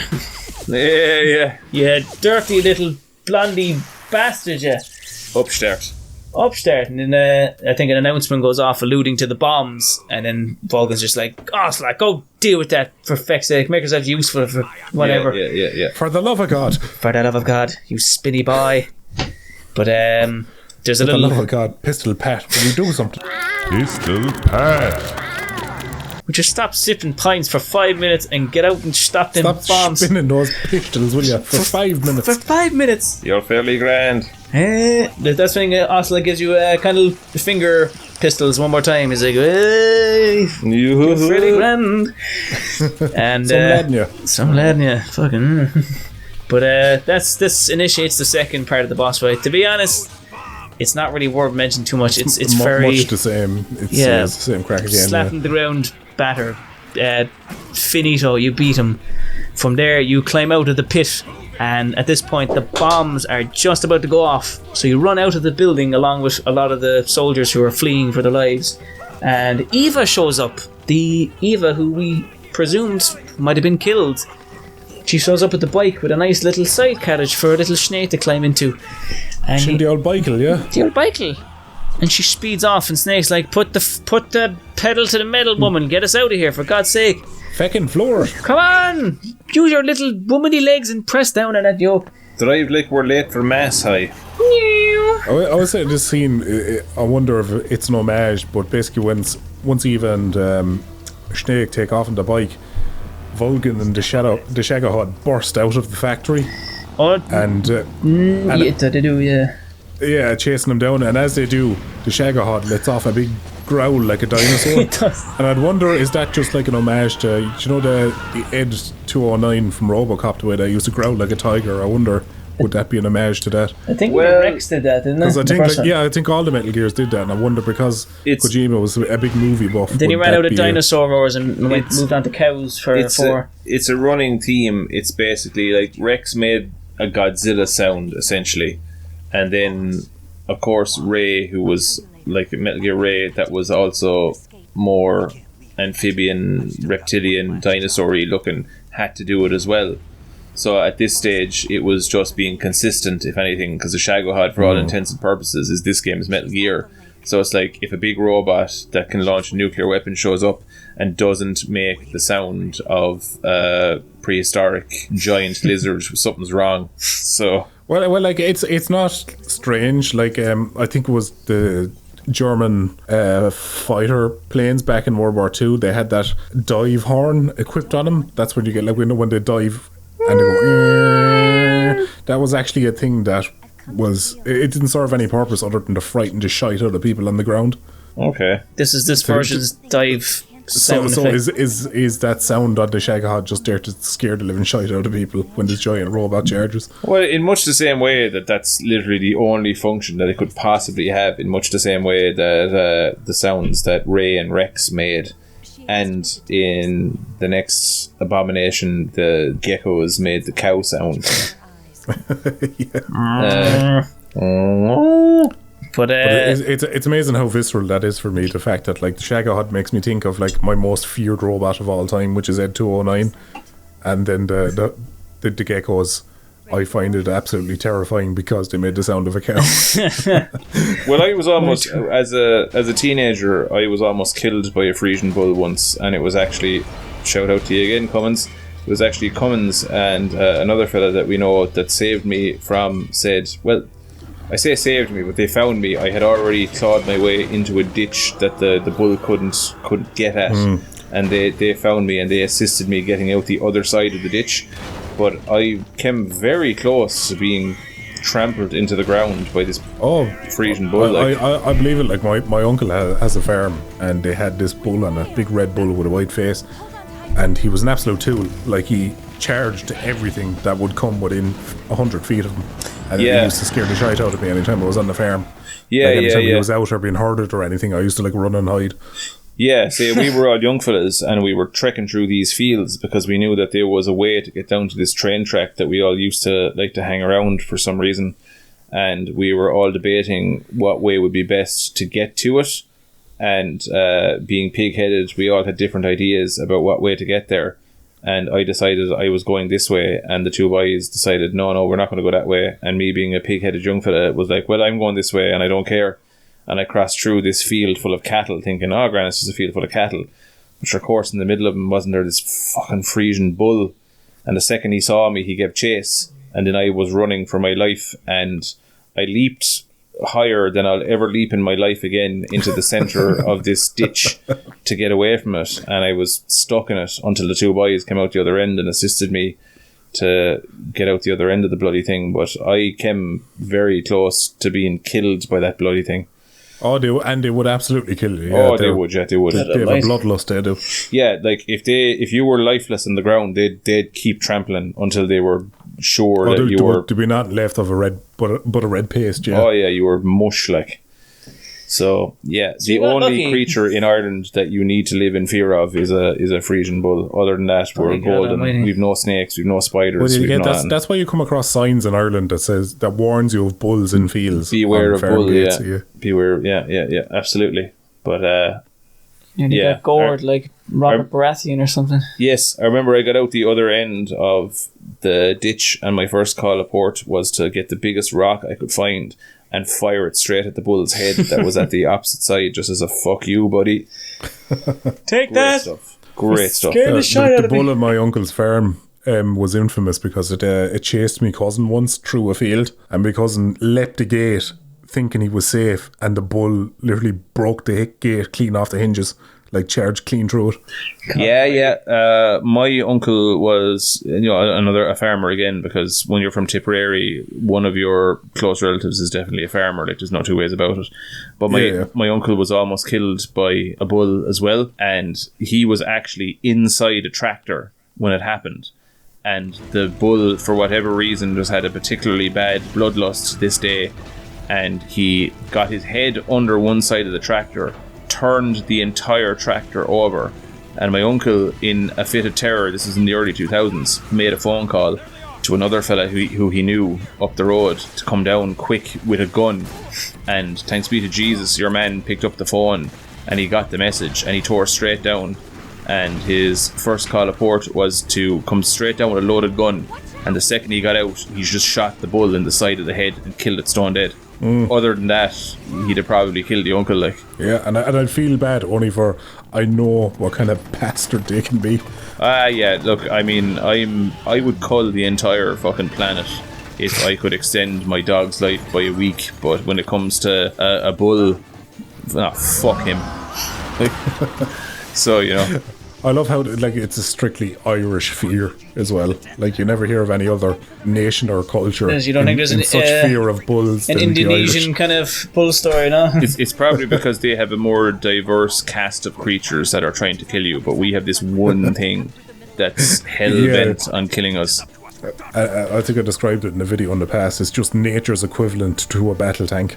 Yeah, essentially that. Literally is, yeah. Because unless it's you not have... like a spider or something that hides away. No, this thing is tracking you down always. Yeah, because I'm not even sure that you'd kill it. I'm no expert on guns or anything like that, and I've never had to, thanks be to Jesus, I've never had to open fire on a bull. But I think when the neighbour of my uncle's managed to kill this bull, I think the saving grace was it was point blank range with a shotgun to the side of the bull's head. But I think anything shy of that, even if you shot it dead straight on, I'm not sure would it kill it. Yeah, like if you told me you shot a bull in the head and it didn't work, I'd believe it. Yeah, because they're all skull, they're all fucking skull. They're just a fortified tank on four legs. A tiny little fingernail-sized brain that just has murder written across it. Yeah. There's two functions in it. It's ride and kill. That's it. That is it.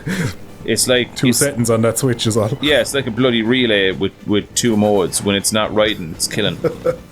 That's it. That's all it is. Yeah, bulls. Where were we? I don't know. Well, the Shagohod was just chasing him down the bike anyway. Just and it was the Shagohod chase. Yeah. The bull was chasing the snake and Eva. Yeah. Yeah, I don't have any bull stories. I grew up in a suburban area, like a good boy. They'd find you there, lad, as well. They probably just would. Come home from the pub one night, you turned the corner to corner shop, there's just one out in the road looking at you. George, KC somewhere.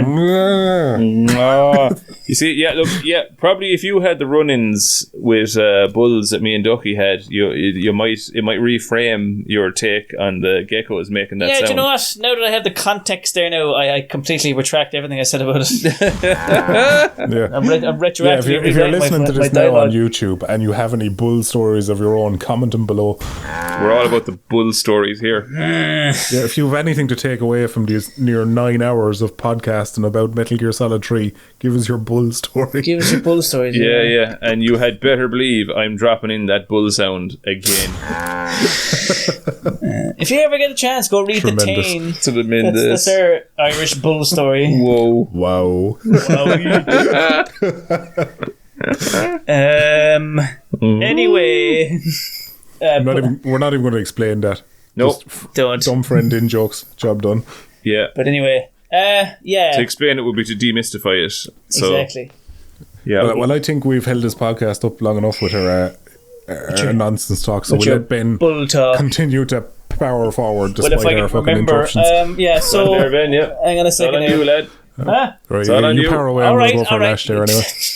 Is he going as well, is he? No, he's not. No, he's... No. Oh, no, all right, not. okay. To reel it back in now, to bring it back to the topic at hand, bulls aside, you escape from the little facility and you're kind of parked up outside it after the explosion, and Eva kind of lets you know that the boss let her go, much to Snake's surprise, and he's kind of, it's like, what's the story here? Why would she do that? And Eva lets him know that she's waiting for you. We're going to get to a MiG and we're going to escape, but she's going to be waiting for you at the end.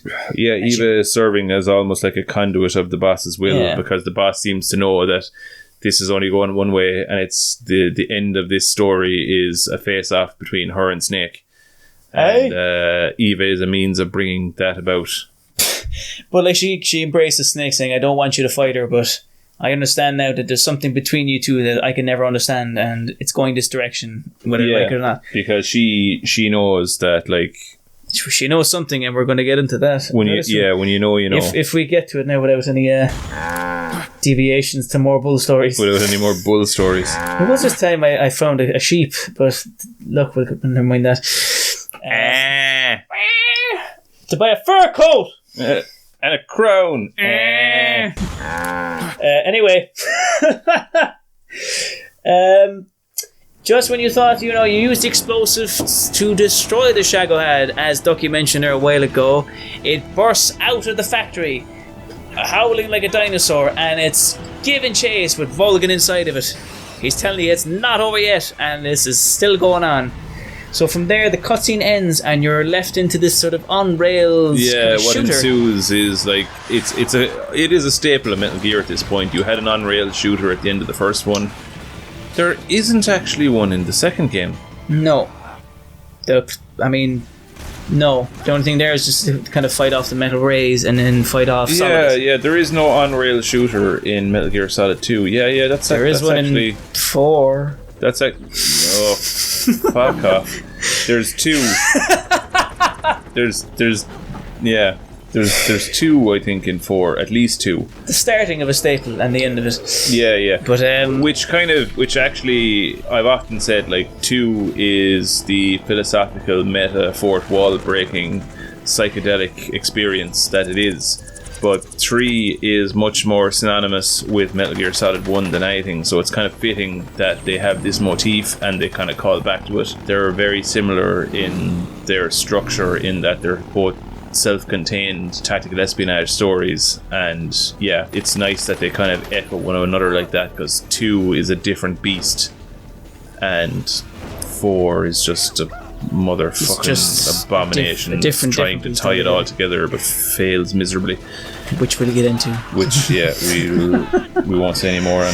But so you get this little on rails kind of shooter, which is quite fun, and there is a score that plays during it. It's very actiony. It's very enjoyable to listen to. It's very nice. Yeah, the score of this game is fantastic throughout. I can't fault Harry Gregson Williams. Yes, Harry Gregson Williams. He has reprised his role as the music man, doing a fantastic job. Yeah, from 2. But you're going through Grozigrad in the little passenger carriage of Eva's bike while getting chased by the Shagohod and Eva's fending driving, off. you're shooting, yeah. That's it. And you're fending off the Shagohod as well as little troopers. So there's not really much consequence to it. You can't really do anything to the Shagohod. I think you can deal very little damage to it, which then kind of carries over to the boss fight, but otherwise it's just not really worth shooting at. You're more so kind of dealing with the lads. Yeah, the boys and the bikes. But you carry along anyway, and as this chase barrels on, who should happen to turn up again? Pistol Pat. Pistol Pat! Pistol Pat. What a lad. So... There's no keeping him down. There's no keeping old Pistol Pat down. He's got a job to do himself, and that's to impress this lad. He wants the big man to recognise him. By God, he's going to have his day. He fires off a kind of round in the distance and misses. But then, in order to kind of make himself a little accurate, he pulls out this little stock that he attaches to the revolver and fires off another round, but also misses. And from there, he jumps on his own bike and gives chase after you. Never would he dream of just picking up a rifle or something. No, it has to be the revolver, like. Oh, sorry, just something we kind of crossed over there a while ago. During the Volgin fight, he casts lightning at Ocelot, and Ocelot manages to kind of dissipate and redirect the lightning using the bullets from his revolver. He shoots the bolts of lightning. Because you're back. Man, I'm going for piss. Go. Don't forget what to I wash your hands. discovered in this podcast is Ben does not urinate. I do. Just, I get it out of the way. I've the entire length of this podcast as proof that you do not. I actually did. I did pee. I was just subtle about it. I peed my pants right now. It's all over the floor. Right around that scene, Snake did as well, just to keep it consistent. That was it. I was like, you know what? If I leave it off here, so immersed. That sound effects you heard, that was just me pissing myself. But what were we at? So yeah, old Ocelot's giving chase on his own bike, and he's coming after the two of you on the bike, and he's trying to fire off a few rounds, missing each shot. So then he proceeds to kind of whip the revolver around with the stock and tries to slap you with it. Misses initially, but then gets a good 2 hits in on the both of you. From there, you get the chase back into the building, and Ocelot, who was a little bit distracted, is about to fly into some debris that's falling from the ceiling, which cuts into a kind of a slow-mo shot. It's very cinematic and cool. And but before the debris can actually hit Ocelot, once again, old Snake decides he's going to save the old young lad and fire a rocket at the debris, sending it flying. And from there, he saves Ocelot, and the two, Eva and Snake, fly out of the building. And Snake then, Ocelot kind of gives a little kind of a wave, a little dismissal, as if, for feck's sake, he's after doing it again now. It's like the 7th time now. For God's sake, when am I going to get my turn? But for the love of God, not again. I just want him to love me. But you fly out to the old strip, and you're getting chased again by the Shagohod. This bit with the Shagohod up until like the next notable bit is all more gameplay than it is story, but it's good crack. The Shagohod chasing you down, and there's like one scene where you cross a bridge and plant some C3 on the bridge. That's right. In hopes that when Volgin crosses it with the Shagohod, you can shoot the C3, explode the bridge, and send the Shagohod down into the river below.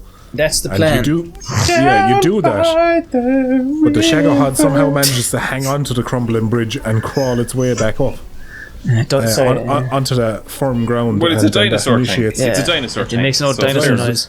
Yeah, so why wouldn't it? Yeah, but, fair enough. And that's when the second to final boss initiates. Then you're fighting Volgin with the Shagohod. What? I still don't really like this one. I'm not a fan of this fight either. I am alright with this one now. I find it hilarious how it ends. Well, here's the thing: you have to fight it first while he's inside it. You have to kind of fire off rockets, weakening it a bit, and then shooting at the treads. Slowing it down. And it's kind of how it ends is kind of it pays off a little motif homage type jobby, where it's very indicative of like a Bond villain's demise, and like for the time and the setting and the overall tone that this game has, it works, I think.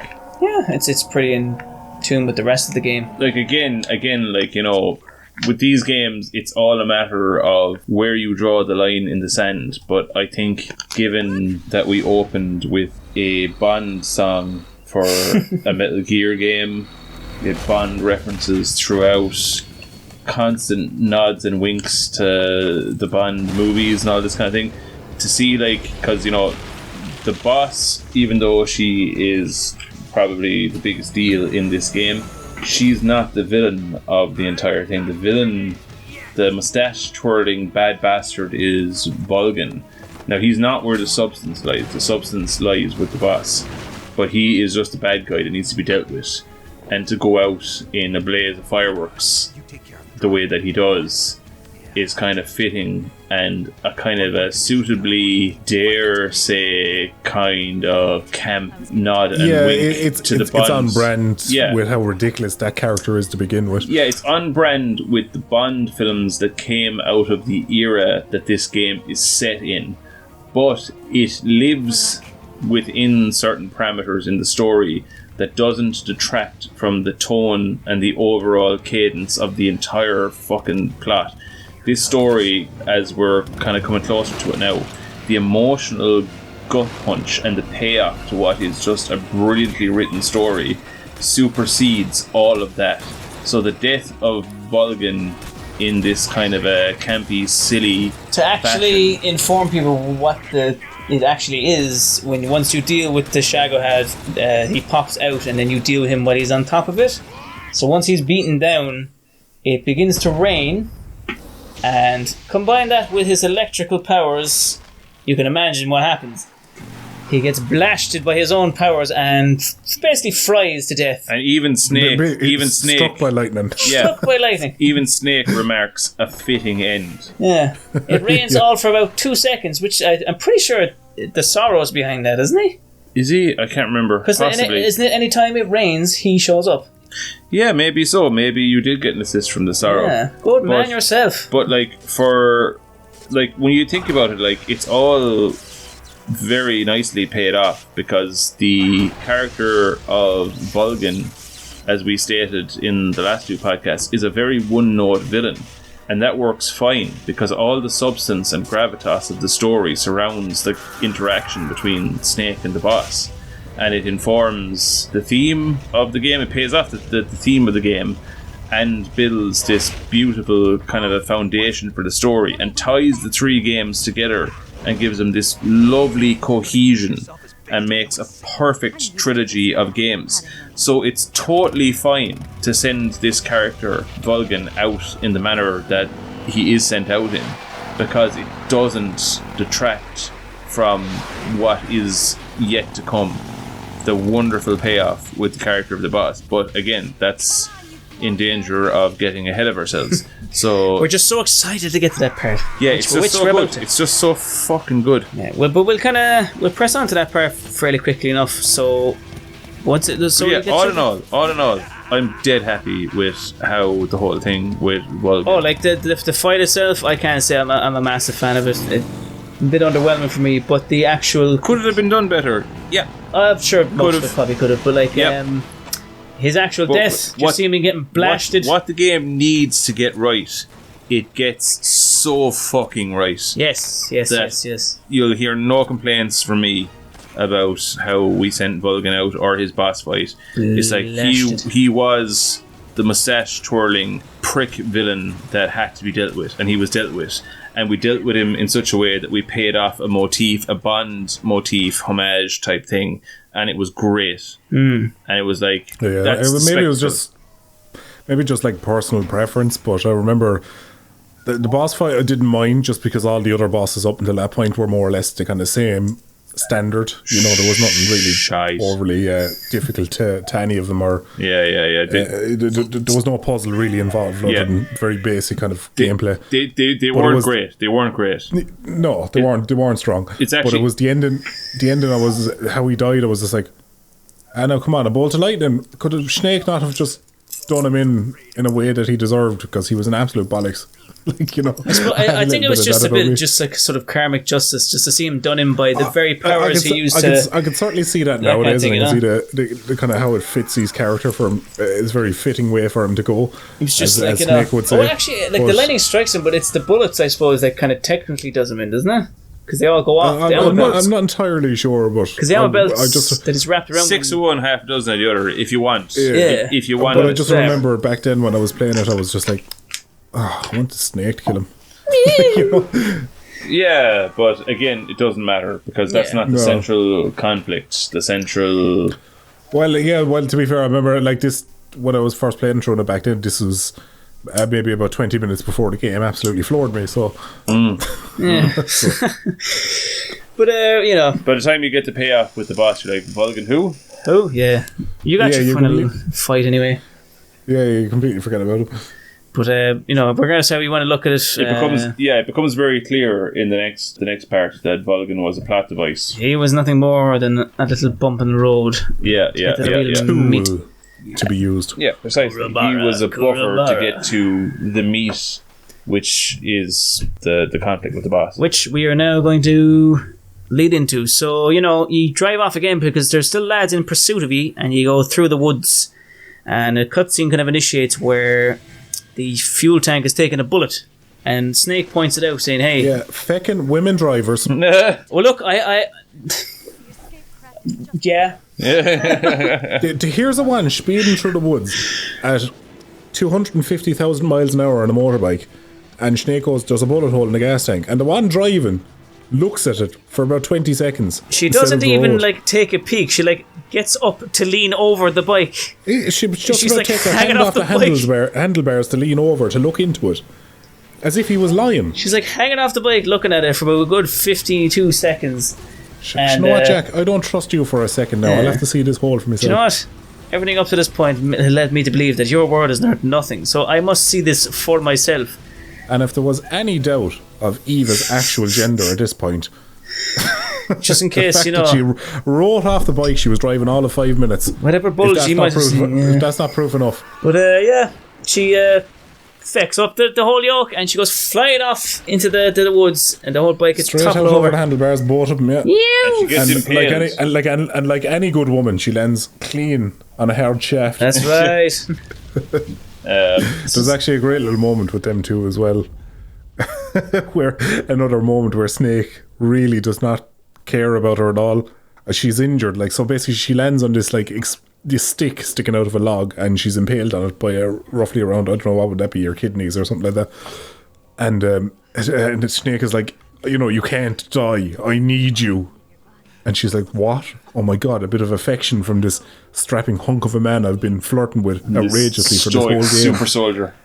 Yeah, and she's like, say that again. He's like, I need you. I can't fly the plane by myself. And she's just like, oh, for fuck's sake. Yeah, starts laughing. She's like, Jesus. I need you. Say that one more time. I need you. I can't fly the wig by myself. For a moment there, I thought you were going to actually be nice. He's a pure utilitarian. Yeah. I need you. I mean, it's a Snake on brand as usual the whole way.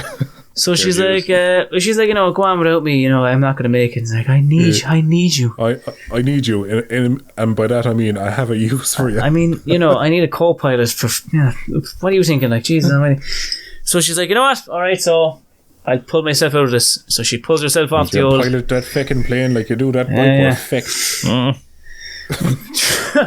There's a bullet in the side of the fuel attack of this plane. What?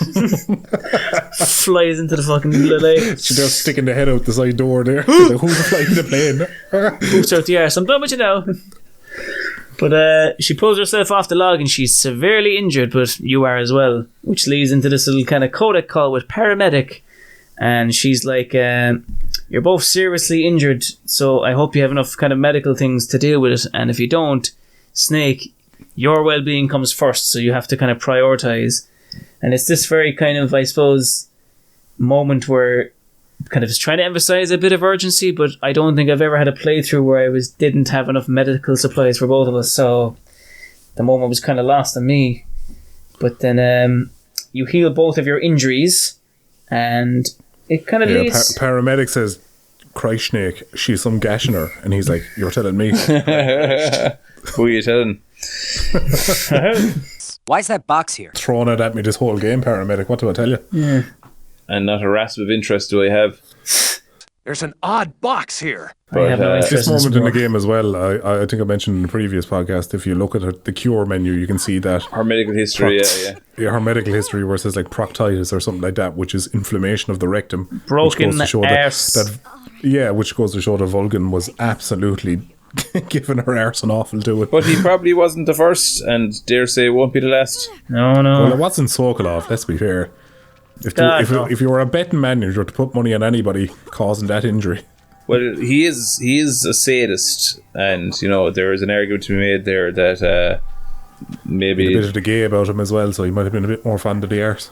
Moving swiftly along. Yeah, so after you fix her broken arse, the companion bit. Yeah, which is a very kind of a strange speed bump as far as I'm concerned. It's a very PS2 thing as well, because this was like companion missions were a big thing around this time, where you had like Resident Evil 4 and that, and the whole look after this NPC here. Just kind of slows things down a small bit, if I'm honest. Well, it was a big PS3 thing in that the first Assassin's Creed game released on that generation of consoles was practically all escort missions. But there is a thing in this though, if you tranquilize Eva in this moment, like, so you're being hunted down by enemy soldiers. I know where this is going. If you find a moment of peace and you tranquilize Eva so she's asleep, she talks in her sleep. Yeah. And she goes, she starts obviously dreaming about Snake eating the box off her. Yeah, right there. The Snake. That feels so good. But not she also dreams about. Yeah, her dog Fido, apparently. Right there. Fido. That feels so good. Yeah, Fido, and also the boss. The boss, yeah. Yeah, right there. Oh, boss. That feels so good. She's a bit of a licorice all sorts when it comes to appealing partners. You'll take it where she gets it. Yeah. She's very indiscriminate. We can all sympathise with that. Like. It's getting hot and heavy in Tipp Studio, so we have to move on. Moving swiftly along. We'll say, like, you escort Eva along the way anyway. It's more of a gameplay bit, but you arrive at the wig with Eva and a second hole in her back. This is it. That gameplay section, if you're going either no alerts or non-lethal playthrough, is an absolute bastard, because I did that when I was young. I think I just tranked Eva and dragged her along the way. I think that's what I did. It's the handiest way, because her stamina runs out rapid and you have to keep feeding her, and it's an absolute bastard. Alright, yeah. I just found it a very annoying blockade of a section. You're moving on. moving swiftly along anyway. Continue on there, Ducky. Yeah, so you arrive at the wig, which is the plane that you're going to escape on, and waiting for you there is the boss. Das Boss. Das Boss. Das Boss, yeah. And Eva leaves you to kind of, hash this out, because she knows there's a bit of a history with you two, so you need to sort this out. She runs off to the plane and says, like, if I can promise me that you'll be grand, like. And she jogs on anyway, and then you enter the white field of flowers, and there's the boss waiting for you then. Well, yeah, the scene is immediately broken up by another nuclear blast, because she has fired the second Davy Crockett at Groznygrad and destroyed Groznygrad. The reasons for that I can't actually remember, but she done it nonetheless. All the white petals that are in the field get blown up into your face, and it's like, oh Jesus. Do you know, I always thought that was just fighter jets or something setting off nukes nearby. I never actually pegged it was her firing the Davy Crockett. I didn't know that either. I just assumed it is glazed over. It is glazed over very quickly, yeah. So I just assumed she dropped the gun when she seen you arrive, because she just wanted to chat. No, she mentions there she's about to call in wigs to bomb the gaff, so I assumed that was just the jet fighters going by to make it a circle. There's a lovely piece of dialogue there where you meet her and she's like, life's end. What's life? Only Ben, help me out here. She mentions about light. Light is a gift from the darkness to those on their way to die. Yeah. That's and it. This is to the scene where there's kind of petals flying around. It's very, very beautiful. Like life's end. What is the life's end? But like an aura at the end of it all. Life's end. Isn't it beautiful? It's almost tragic. When life ends, it gives off a final lingering aroma. Light is but a farewell gift from the darkness to those on their way to die. Yeah, and this scene has just such lovely kind of ambience to it, in that field full of those white flowers, whatever the hell they are. Petals of white. Yeah, it's just pure cinematic, this whole field of flowers. I've been waiting, Snake, for a long time. Waiting for your birth, your growth, and the finality of today. Boss, why are you doing this? Why? To make the world one again. She gives you a bit of backstory on the philosophers. Well, yeah, here's the thing. This is the end of all, so she just kind of lays it out all out. The world used to be whole. But with the end of the Second World War, the philosophers began to fight amongst themselves, and the world was torn apart. The Cobras, my comrades who trained and fought alongside me, were torn apart as well. The foibles of politics and the march of time can turn friends into enemies just as easily as the wind changes. Ridiculous, isn't it? Yesterday's ally becomes today's opposition. And this Cold War? Think back. When I was leading the Cobras, America and Russia were fighting together. Now, consider whether America and Russia will still be enemies in the 21st century. Somehow I doubt it.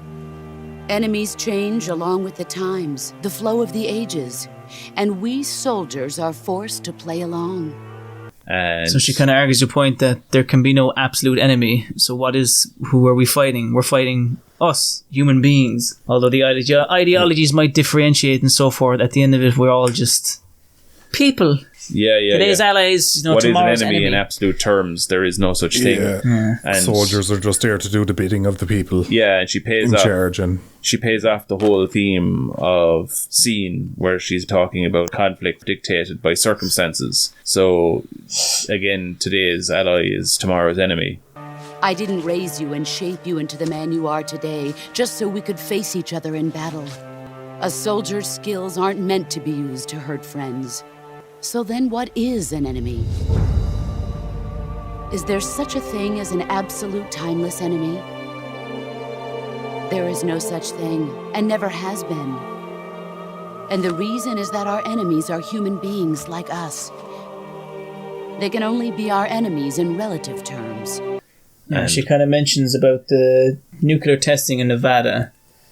Yes. She was kind of like, Nevada was like Spanish for white as snow.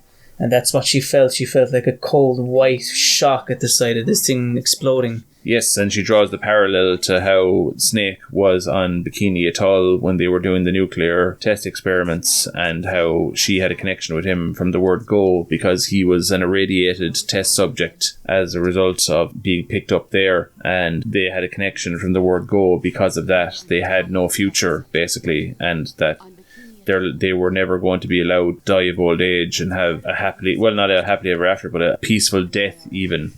And that they were always kind of intertwined because of that. And yeah, so you get a nice kind of a little kind of bit of serendipity between the two of them. And the boss goes on to say then that her entire goal is she wants to see the world reunited. She goes on to tell a story then about how, because of her significance and all of her, like, you know, various times through her life she was irradiated, that she was selected to be the first person the US sent into space. So after you have all of that out with the boss. It's kind of 2 points as well to mention during one of her speeches. I think you said as well, she was technically the first person to go to space. Yeah. There was like no real safety thing in place because she was already exposed to radiation, so she was essentially the perfect test subject. Yeah, and like Bikini Atoll or something where she got irradiated first, and then because she was irradiated, no, they're send her into space there. That was actually Snake. She was Nevada. Yeah, but that's really kind of... it's because she was already damaged goods. They're like, she's perfect. And when she was in space, she just saw this world that was not... A world without borders, A world without borders. Like, there's no lines drawn, there's no ideologies, no nothing. No east, no west. Just one world. Yeah. And in that kind of moment as well, she realised even the space game is just a game for these people to kind of fight over as well.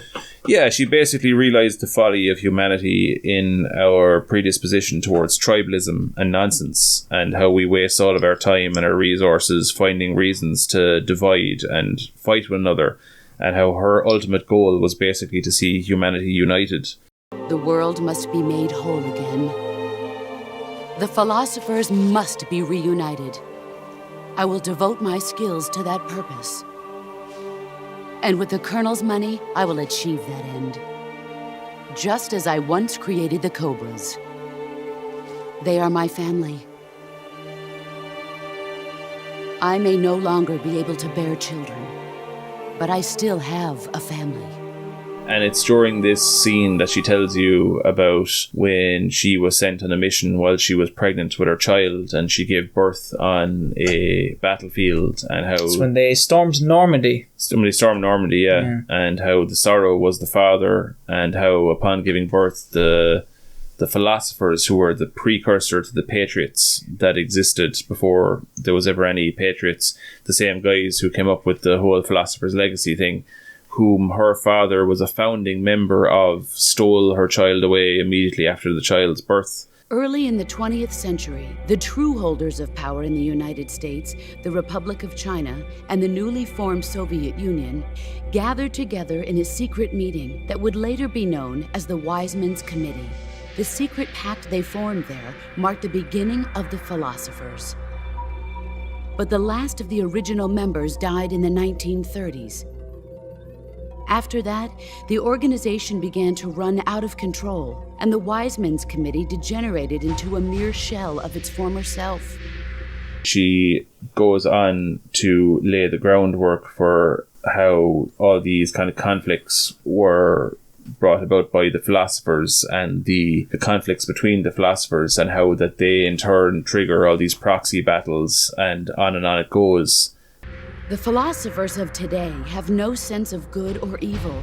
Their influence extends to countries and organizations involved in every aspect of every war. They have become war itself. That's how they operate.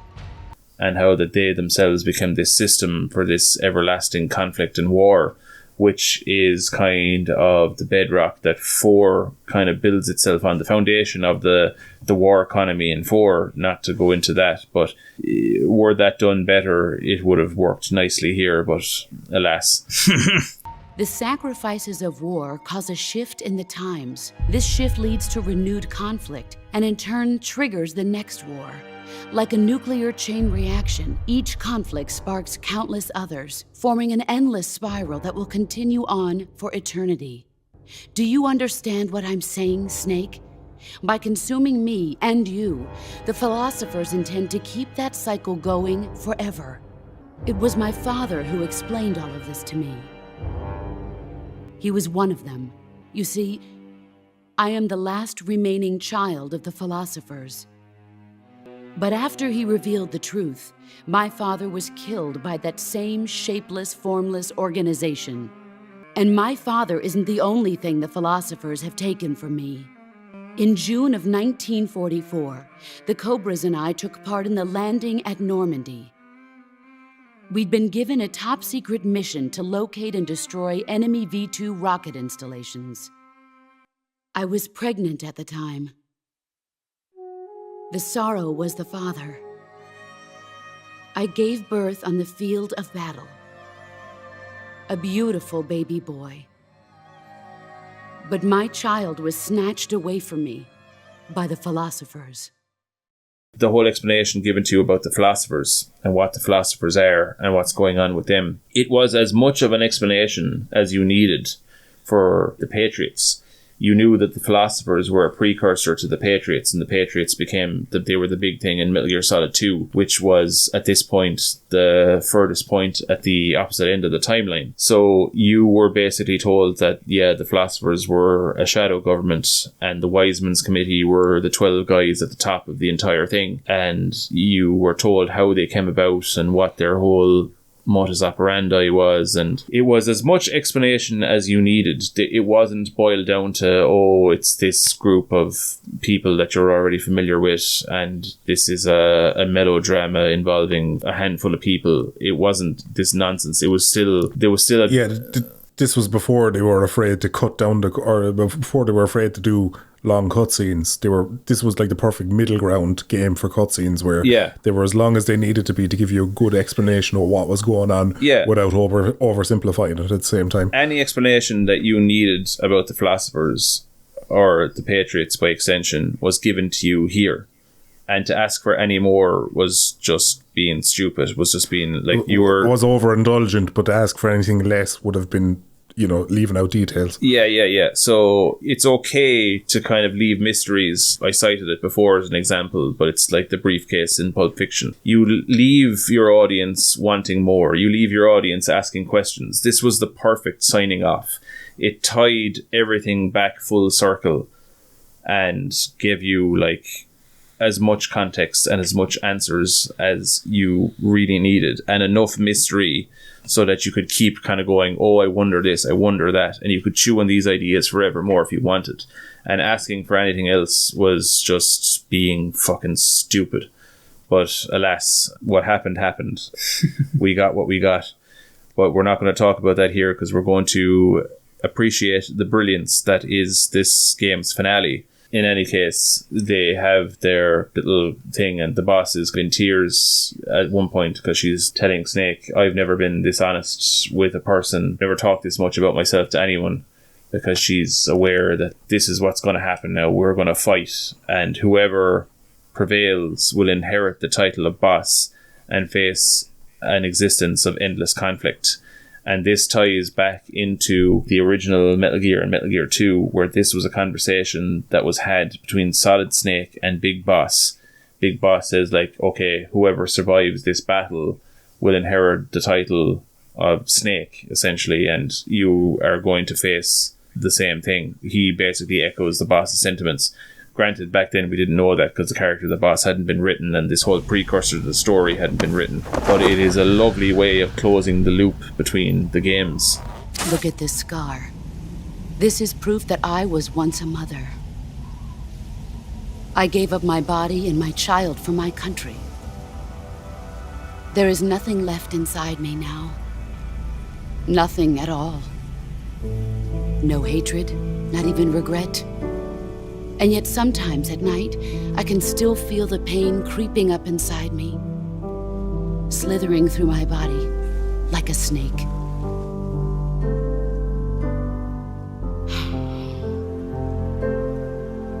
I've never talked this much about myself before.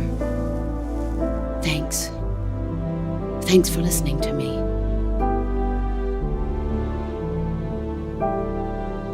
I feel content. Snake? She rips open her suit to reveal the scar. Yeah. That part of it. When she mentions about how her child was taken away, she casts away her little poncho very dramatically, and she rips open the suit to reveal a very snake-like scar running down her in a way that's basically, it's everything she's carrying. Like, this represents all the weight of all this. This is the character's wound. This is the thing that kind of informs basically everything about her character. The weight of everything. Which is another great, like, feminine trait to have, like, a strong female character. This whole thing about motherhood and having a child taken away. Again, it's not this just male character with a sex change. It's an actual strong female character here with a female backstory and female it's not issues. It's not just a male character for all intents and purposes with a female veneer stuck over it. Like, she's just a really well written, really well realized. She's a tough mother, is what she is. Like, and it just informs her resolution. I've literally been through fucking hell and back, and I'm here at the end of all things, facing off against the person who I have the most affection in the world for, and that is further elaborated on post-fight, but like, leading back up to that, the whole kind of thing of, like, you know, after she lays it all out, I've never been able to talk about myself this much, so I thank you for that. But now it's come to this, the inevitability. You and I have to face off. Only one may live. There can only be one boss and one snake. Commence the operation. I raised you. I loved you. I've given you weapons, taught you techniques, endowed you with knowledge. There is nothing more for me to give you. All that's left for you to take is my life, by your own hand. One must die, and one must live. No victory, no defeat. The survivor will carry on the fight. It is our destiny. The one who survives will inherit the title of boss. And the one who inherits the title of boss will face an existence of endless battle. In order to impress a bit of urgency on this fight as well, she calls in an airstrike, which will be here in 10 minutes. Yeah, says if you can defeat me in 10 minutes, you'll have time to escape. There's MiGs going to come here and they're going to bomb the fuck out of this place. So she whips out her old Patriot. Let's make this slaps in 10 the minutes clip of our lives, Jeff. I'll give you 10 minutes. In 10 minutes, MiGs will come and bomb the hell out of this place. If you can beat me in less than 10 minutes, you'll be able to escape in time. Let's make this the greatest 10 minutes of our lives, Jack. Boss. You're a soldier. Finish your mission. Prove your loyalty. Face me. And then the fight begins on this beautiful plain. I think it's only really at the beginning, just the sound of wind blowing through it. It's very somber. It's very melancholic. And as the fight goes on, the Snake Eater theme kind of kicks in. And I think when she gets to like 7 minutes or something, the instrumental starts, and then when the thing gets to 3 minutes, then the lyrics. And then when it ends, the gaff gets bombed.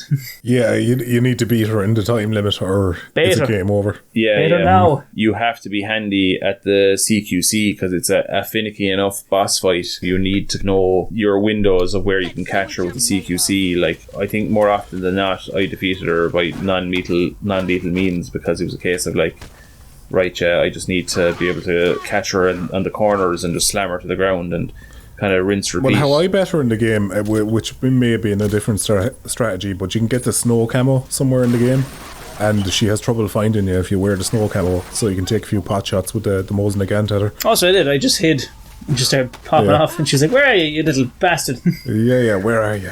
No, it's always the CQC. There was a thing you could do where if she spotted you and she chased after you, and she would do the thing where she was going to slam you to the ground, there was a window there of like a half a second that you could turn the same move back on her and slam her to the ground, and I basically had to wait for that window all the time. That was my go-to. Yeah, she used to give the little dialogue like, "I trained you well" or something when you do that to her. Yeah. But the window, like, it's never explained to you, so I think like I only ever did that strategy like maybe my third or fourth playthrough. But the first one I was just cowering in the corner and taking pot shots. I think I shot her with a rocket and she was just like, "What the where'd you get that?" Bloody hell. Yeah. Jeez, that's some weapon. Bloody Christ, Nick. But it's like everything about it, like just the setting and the cadence that it all has. It's just it's beautifully atmospheric. It's a lovely scene, yeah. And even for a PS2, like the amount of particle effects of like the flower petals floating around you and everything is great. Yeah, it's class. And small tidbit of information: there are snakes up in the trees. And 3 little white snakes. Yeah, if you shoot down the snakes are called Solid Snake, Liquid Snake, and Solid Snake, which are the sons of Big Boss, which is a nod and a wink to what comes later down the timeline. But that's just a nice little detail. It was worth mentioning during that boss fight as well. She's dressed in white and she's very pale, and you're in a field of white flowers, so she can be very difficult to spot when she's charging up on you as well. Your eyesight had better be good, or you had better have your glasses on. Which, like, to be honest, I think she was harder to spot than the Fear, who was invisible. Oh yeah. That's because she would actually hide behind trees as well. She's definitely... Yeah, she was actually using camouflage. She wasn't using this weird shimmery effect that was actually quite easy to see. Yeah, she's definitely the toughest boss fight in the game, and fittingly so. I mean, of course she should be, like... She'd have to, yeah.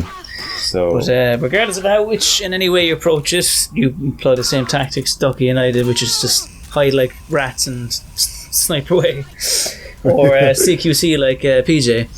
But come out behind a tree with a shovel. Yeah. I saw you. But regardless of how you do it, once you defeat the boss, the cutscene initiates where she's lying on the floor, surrounded by the petals.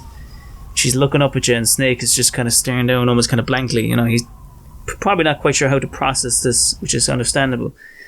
And then I think in her final moment, she hands you the legacy, because she has it in hand.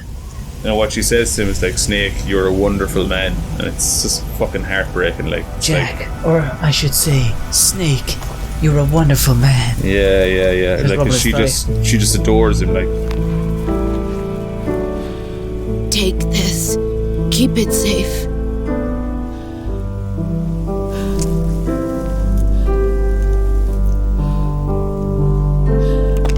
It's our only hope.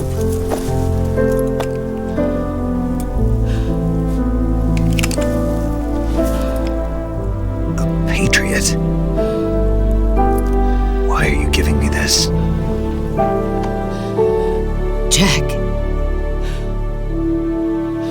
Or should I say, Snake, you're a wonderful man.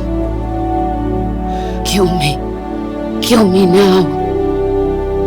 Do it.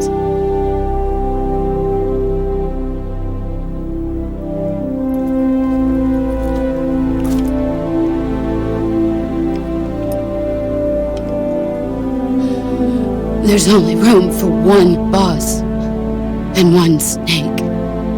we get context for this after the fact. Just, she reiterates the whole whoever survives is going to go on and face endless battle, basically, and she's kind of relieved. Yeah, well, see, that's the thing now we get into in a second, which is the scar disappearing. she's lifted up this whole weight. The whole, you have to fulfill your mission now, and like the game does a thing where you're standing over the boss and you that bit killed me.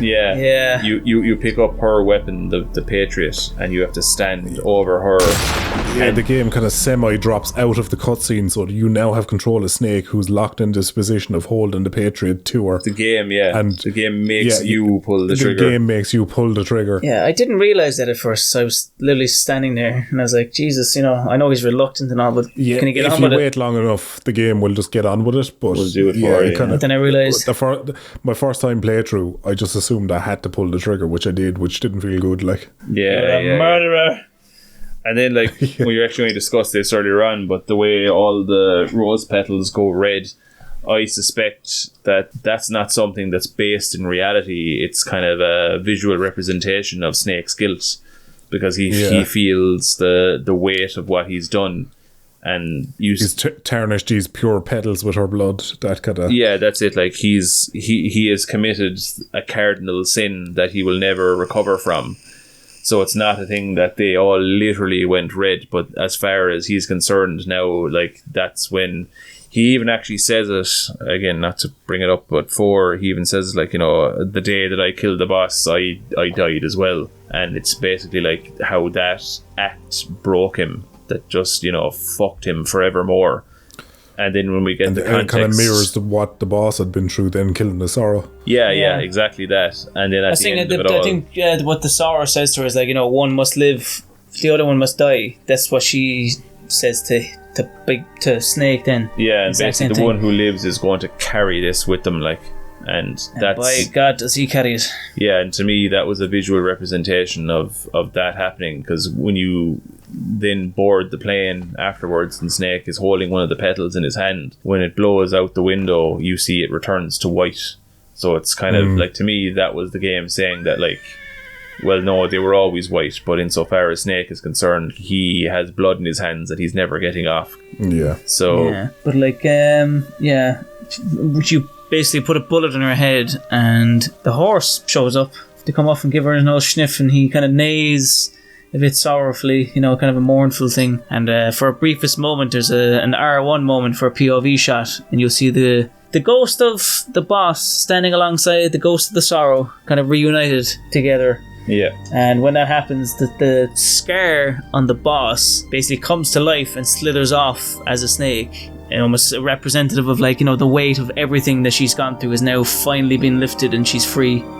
Death was her only release from the horrors that she carried through her life. And once again, just an absolute brilliant character, like, start to finish. She's so good. And even now, after the point she's gone, we get more context that just heightens her character again. But in the immediate aftermath of her death, you're escaping, and the wig with Eva and Snake is broken by the act that he's been forced to commit. They're in the wig and they're flying away and all the rest, and everything is... I love it, like, from this point on, there's no camp. It's just heavy on the depression. I would say it's camp, but there's a bit of a fun moment with Ocelot on the plane. Yeah, Ocelot. But even at that's just kind of like wrapping up his... I wouldn't even call that fun. That's just kind of on brand for him, but, like, it's an absolute depression moment from here on out. Yeah. Yeah. But just to kind of go through that thing as they're flying away in the ship, Ocelot shows up in the old hoverboy and blasts his way inside to the cockpit. Well, the cargo part. And him and Snake kind of duke it out with a bit of no fisticuffs to a point where... Yeah, one final pulls out his revolver. One final pistol pat moment. Pistol pat moment. He says, "Here, look, I'm going to hand you one pistol, and you take the other, and we'll blast it out." Yeah, there's a strange kind of a mirroring going on. The events of the entire Snake Eater mission.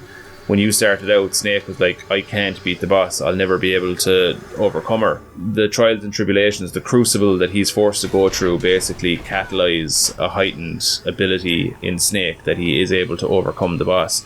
And we have a kind of a mirroring of that in Ocelot, in that Ocelot, who wasn't able to hold his own against Snake at all, now puts up a pretty good fight against him inside in the back of the fucking thing. They have a CQC fight.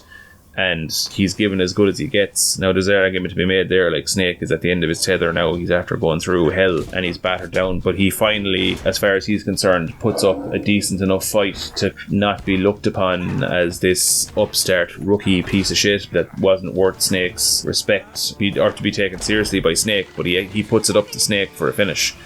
And in the end, he says, okay, look, well, all I want is a duel with you. And the way that the duel plays out, then you see, like, there's numerous ways that it can go. One of which is either he shoots you because he does the whole thing with So he rips off a little bullet that's attached to his necklace and he loads into one revolver. Or in the necklace. Russian roulette with 2 revolvers and 1 bullet. So he shoves it in one of the revolvers and begins to juggle them and places them both on the ground. And from there, the player has to make a choice of which revolver he wants to equip. From there, then, they kind of go back to back, take a couple of steps, and then spin around to shoot. And from there, you and Ocelot basically shoot at one another until you find out who has the one with the bullet. Yeah, so there's multiple ways this can go. You can either grab the right gun with the bullet and fire at him. He can grab the right gun with the bullet, fire at you, or you can grab the right gun and not fire.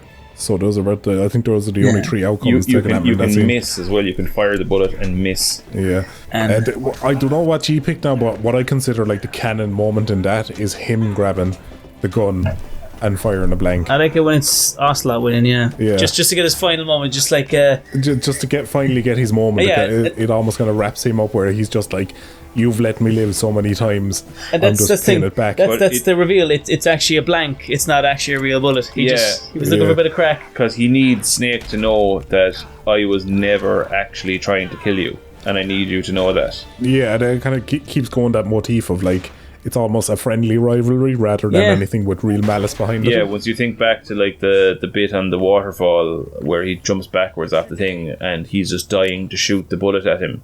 He's just like, I just want you to know that I'm not actually trying to kill you. That's part of it. Yeah, I like that one especially because he finally kind of gets his moment. Yeah, and there's a reveal towards the end that informs that as well. But like, what's nice about that is that, you know, he gets the shot in, Snake reacts as if he got shot, but then it's revealed to blank. Ocelot kind of gives off a bit of a laugh. Snake kind of smiles and tries to hand back the revolver. Then Ocelot hands it back to him, you know, it's just like, you keep it. I've had my crack, and that's all that matters. Yeah. Oh, they have a whole kind of thing there just before the revolver fight where it's like, what's your name? And it's like, Snake. It's like, no, what's your real name? Like, you're not that name. Yeah, you're not a snake. I'm not an ocelot. We're men with names. Mine's a Demska. Pistol Pat. And he what's says, yours? Yeah. John. Plain name, but I won't forget it. Yeah. So he hands him his revolver. It's like, I'll see you around, John. Yeah, again, you know, for all the sins of 4, just the serendipity that they give to that relationship is one of the good things about it. And you just see how meaningful their relationship is. It's this kind of I would describe it as a brotherhood almost, kind of like one is unwittingly the genetic son of the boss and the other is the mimetic son of the boss, which ties into both themes of the 2 games that preceded it. And again, this game does just like the best job ever of coherently tying the 3 games together into one coherent story, and it's perfect. And why continuing it was just madness. But anyhow. So shuffling on from there, just as you're about to, you know, Ocelot takes his leave, he literally leaps out of the plane. He's like, I'll catch you. How do I? We'll see you around, bye. Good luck. And as you're taking off, 2 kind of jets are in pursuit, and it seems like you're about to be shot down, but they are called off by Khrushchev as a sort of... Just in the nick of time. Just in the nick of time. A sort of show of faith, you know, of his end of the bargain. Snake and Eva then end up, I think, back in Washington in a little kind of almost romantic retreat. A celebratory kind of bit of champagne and so forth. Are we copulating the dirty creatures? After resisting the entire game... He falls finally for the gowl. Snake says... She finally forces him into it. Yeah, Snake says, you know what? After all that, I think I deserve a bit of backs. You know what? As we all know, Snake loves himself a bit of backs. Just a box. Why's that box here? There's an odd box here. What is it? I think it was more so Snake kind of going, look, she's been chasing this for weeks. I might as well. Like he didn't want to. He's just like, look, I'll have to now. It was out of pity, I think. She did. To be fair, she didn't crash the plane. Yeah, do you know that's the most I could ask for. Throw her a bone. He's looking for a bit of comfort. I mean, he's essentially killed his metaphorical mother, like. And the two of them, kind of flirting and so forth, finally get into and copulate, riding all night and so forth. And as the morning kind of dawns, Snake finds himself alone in the little honeymoon retreat gaff, left with a little recording which he throws on. The Dirty Tramp. Would you believe it? What was plainly obvious to everyone, and what Snake did well to withstand up to this point, was that the Dirty Tramp was up to no good, and she's pulled one over on him and absconded with the Philosopher's Legacy that the boss gave to him. Scholars tell us that the first spy in history was the snake in the book of Genesis. In that story, it was Eve who was tempted by the snake in the Garden of Eden. But this time around, it was I who tempted the snake and got away with the forbidden fruit of knowledge. Forgive me, Snake. So, what was led up to this point was that Eva was an American agent who defected to the Soviet Union and was acting as a KGB spy for Khrushchev. But it was all a lie! She was actually a spy for the Chinese! Yeah, which was played very well because they mentioned that the Philosopher's Legacy was a legacy between the US, Russia and China. Yeah. But China were nowhere to be seen. But China were nowhere to be seen the whole way through the story until it's revealed at the end, and you're just like, how did I not see that? There was one little thing as well I liked was the gun she used as a Chinese Mauser. The gun she used was a Mauser. Yeah, Chinese-made pistol, yeah. Good morning, Snake. I hope you slept well. First of all, I have to apologize. I wasn't sent by Khrushchev. I'm not a KGB spy, and I never worked for the NSA. I'm an agent of the People's Republic of China for the General HQ 2nd Department of the People's Liberation Army. It was all a lie. I tricked you. You dirty tramp! And I'm sorry. So she lays it all out there. She tells you the truth. She's actually part of the Chinese government, and her whole goal was to secure the legacy for the Chinese because they've been falling behind, and do you know what? They could use a bit of legacy themselves, They're feeling a bit left out. Yeah, their nuclear weapons program had fallen behind that of the Soviets and the Americans. So she also secured all of the data from the Shagohod. So this was going to be instrumental in the buffering of China's nuclear power. So with all that, she, lets him know, I lied to you, and it was part of my mission as well to kill you. The philosophers still exist in China, too. You see, my mission was to find out where Volgin was hiding the philosopher's legacy and steal it. So I infiltrated his base as a KGB spy. Or kill anyone who knew about it, and that included you. But I didn't, because the boss was the only person in the entire operation who saw through, because she was part of what would you say? She was part of, when the philosophers were all united and the three nations were together and in cahoots. I'm an agent of the philosophers, a graduate of one of their charm schools. I was raised in a joint US-Soviet-Chinese facility to become a sleeper agent. This was before the war. Back then, they were collecting children from all over the world. As a result, I'm indistinguishable from a native-born American. So it didn't surprise me when you and Volgin couldn't tell the difference. But she knew right from the beginning. She knew because before the war, she was at one of the philosopher's schools too, as an instructor. The boss was the only one I couldn't fool. She was the only one who knew I was a fake. She told me everything. Why did she open her heart to me like that? At the time, I couldn't understand it. But now, I think I do. Snake. She wanted you to know the truth. She chose me to tell you. That's why she saved my life. I've lied to you so many times, but not this time. The boss was an instructor. Yeah, she was an instructor, so she knew. She was like, well, I actually, I trained and instructed loads of you, so I know what you are. You're not going to fool me, basically. But throughout the entire mission, she never kind of lets anyone know. She kind of keeps on her wraps. But she uses her then as a sort of conduit to relay information to Snake post her death, essentially. So she lays it out, all the truth. What the shit? Well, not just quite yet. We won't jump ahead just now. But Eva essentially tells her side of the story that she works for the Chinese Republic. She's secure and so forth, and she was supposed to kill you, but she didn't, as a sort of promise to the boss. My orders from the government were to obtain the legacy and to eliminate everyone who knew the truth about what happened. In other words, I'm supposed to kill you. But I can't do it. Not because we loved each other, and not because you saved my life, but because I made a promise to the boss. And I intend to keep it. I just wanted you to know. And you have to live. And as that kind of recording seemingly ends, it cuts to the next scene where Snake arrives at Washington to a room full of applause. His mission accomplished while Eva's still narrating over all of this. And that's the thing, the recording continues. It's presumably part of the recording that she left for him, and she's explaining what the boss's true mission was. And this is juxtaposed to seeing that Snake is now being recognized by the US government under false pretenses that he is in fact greater than the boss. Snake, listen to me. She didn't betray the United States. No. Far from it.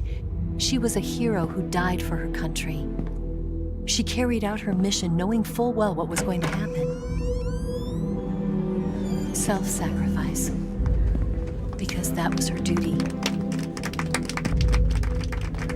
She was basically told that the one that we are going to send in to essentially resolve this entire dispute will be your apprentice, and your final mission is to be killed by your own apprentice, by your mimetic son, by the person you love most in the entire world. And you have to pretend up until your dying moment that you have betrayed everything that you have fought tooth and nail for your entire life. And in the very end, the man that stands over you and puts the bullet in you and takes you out is going to be your son / whatever you want to read into it. And it's the most heartbreaking thing in the world. You are above even the boss. I hereby award you the title of Big Boss. Because as you're being told all of this, you're seeing Snake, and he's getting all these accolades from the president and the Secret Service. He's and met they're all with like a hero's welcome. him. You are a true patriot.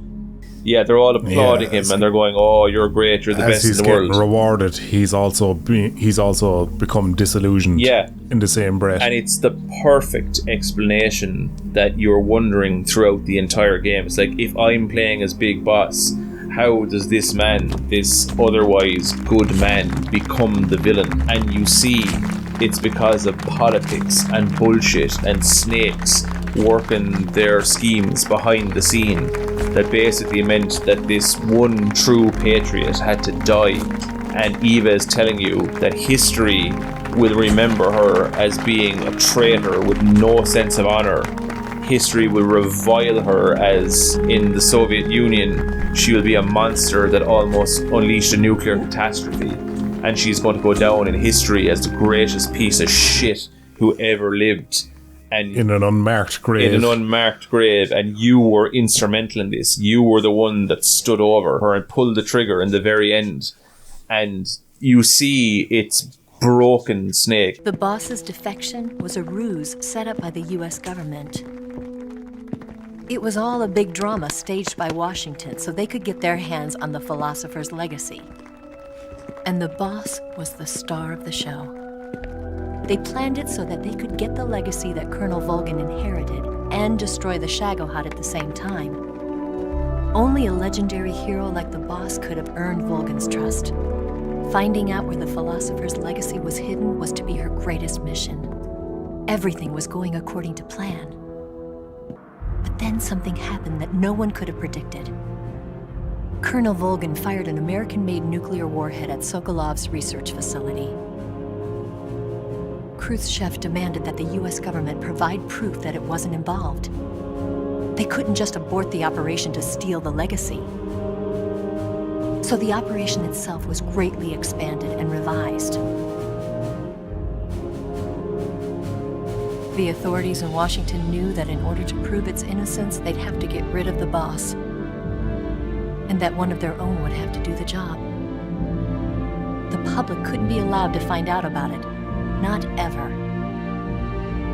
This, they concluded, would be the best way to keep the whole thing under wraps. The boss wouldn't be allowed to come back home alive, and she wouldn't be allowed to kill herself. Her life would be ended by her most beloved disciple. That was the way the government wanted it. That was the mission she was given, and she had no choice but to carry it out. Her death at your hands was a duty she had to fulfill. Out of duty, she turned her back on her own comrades. A lesser woman would have been crushed by such a burden. The taint of disgrace will follow her to her grave. Future generations will revile her. In America as a despicable traitor with no sense of honor. And in Russia as a monster who unleashed a nuclear catastrophe. She will go down in official history as a war criminal. And no one will ever understand her. That was her final mission. And like a true soldier, she saw it through to the end. But I think she wanted you, of all people, to know the truth.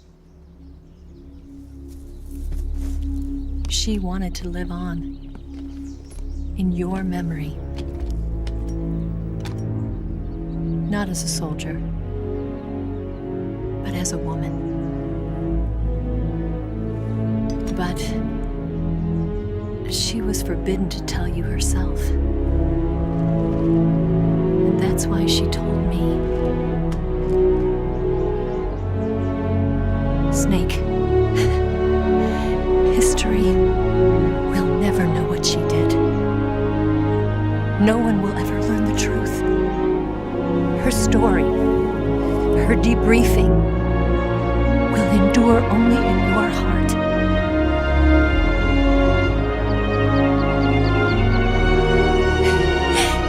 Everything she did for her country. She sacrificed her life and her honor for her native land.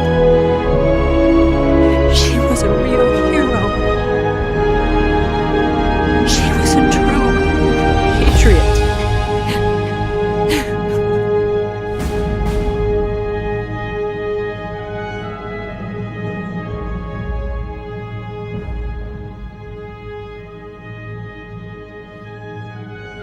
It's the final shot of the game is him standing over the boss's grave as the tape plays out, and Eva says she was a true patriot, and Snake gives the salute at the grave, and a tear out of his one remaining eye just falls, and it is just the greatest gut punch of a moment. And like, it's just so brilliant. It ties everything together, not just in this game, but gives you the perfect explanation as to how Big Boss became the villain. Because he knows what a farce everything is, and how disillusioned with his government he is, and the world by extension, and how twisted this knowledge made him in the end. And the whole question of, and the whole theme of seeing, who are you loyal to? Why are you loyal to them? He's gone through all of this, and he's seen the greatest person that he's ever known or will ever know go down in history as this villain when she was the greatest person who ever lived. And such a brilliant fucking character. And I love like that in this moment as well, there is an absolute void of camp or comedy or everything else. Yep. Because like the theme of the game almost reflects Snake's kind of view of the world the whole way through, where he's kind of like jovial and naive and laughs the whole way through the game, and then this harrowing, horrible sludge of darkness at the end. And that, you know, that consumes the game at the same pace that the fun leaves it, and you're just left to fucking wallow in this misery. Yeah, and that's why when I hear people come at the series with, oh, isn't it campy, isn't it daft, shove it up your arse. No, it's not. It is, but so is the character until he's not. Yeah. It's just brilliant. God, what a great game. Okay, so once we were recording this, we got really pissed, and because we were so drunk, I forgot to mention the fact that it turns out that Ocelot, also known as Pistol Pat, is actually a CIA operative who was embedded amongst Volgin's ranks. He was trying to sniff out the Philosopher's legacy, and that's the reason that he wasn't actually trying to kill Snake all along. So he wasn't trying to kill Snake, and a battle of egos ensued, and they just went tit for tat for the entire game. But it turns out that Ocelot, otherwise known as Ademska, he was actually one of the 2 NSA code breakers that you were meant to meet, but you were intercepted by Eva, and Eva fooled you into thinking that she was your contact when she wasn't. So yeah, Ocelot actually an American agent all along. Fair play, Pistol Pat. Sound, good luck. Pistol Pat. Of course.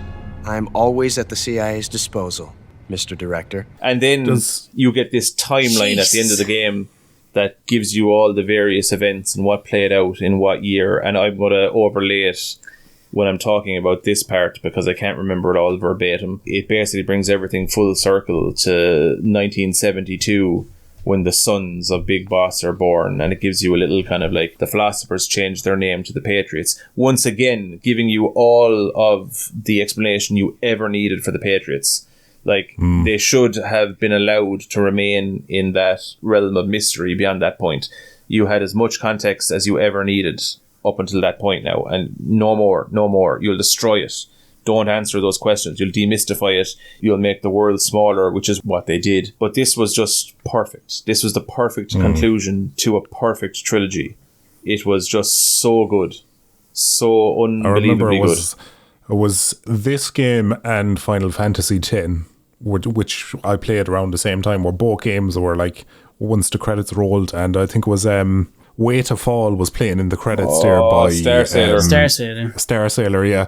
And God, that just, you know, it crushed you even further. It is a perfect song to end it off on. Yeah. Oh my God. You've a way to fall. Yeah. And just that playing, I remember like when I first played it, like when the credits started rolling, I was like sitting at my crappy little bubble TV, my little portable telly I had in my box room, and I was just there kind of like, trying not to cry. Yeah. I was in bits. I was just like, I hope to God my mother doesn't walk in right now and catch me in this weak moment. Yeah, that's it. And you see, it's what pisses me off then when I hear people speak about 4 like it belongs in the same conversation as this game. Go fuck yourself. Like, no. Yeah. Are you joking me? Like, are you having a fucking laugh? Have you lost all leave of your senses? The quality of this writing, the quality of this story and these characters, and you think that they belong in the same breath.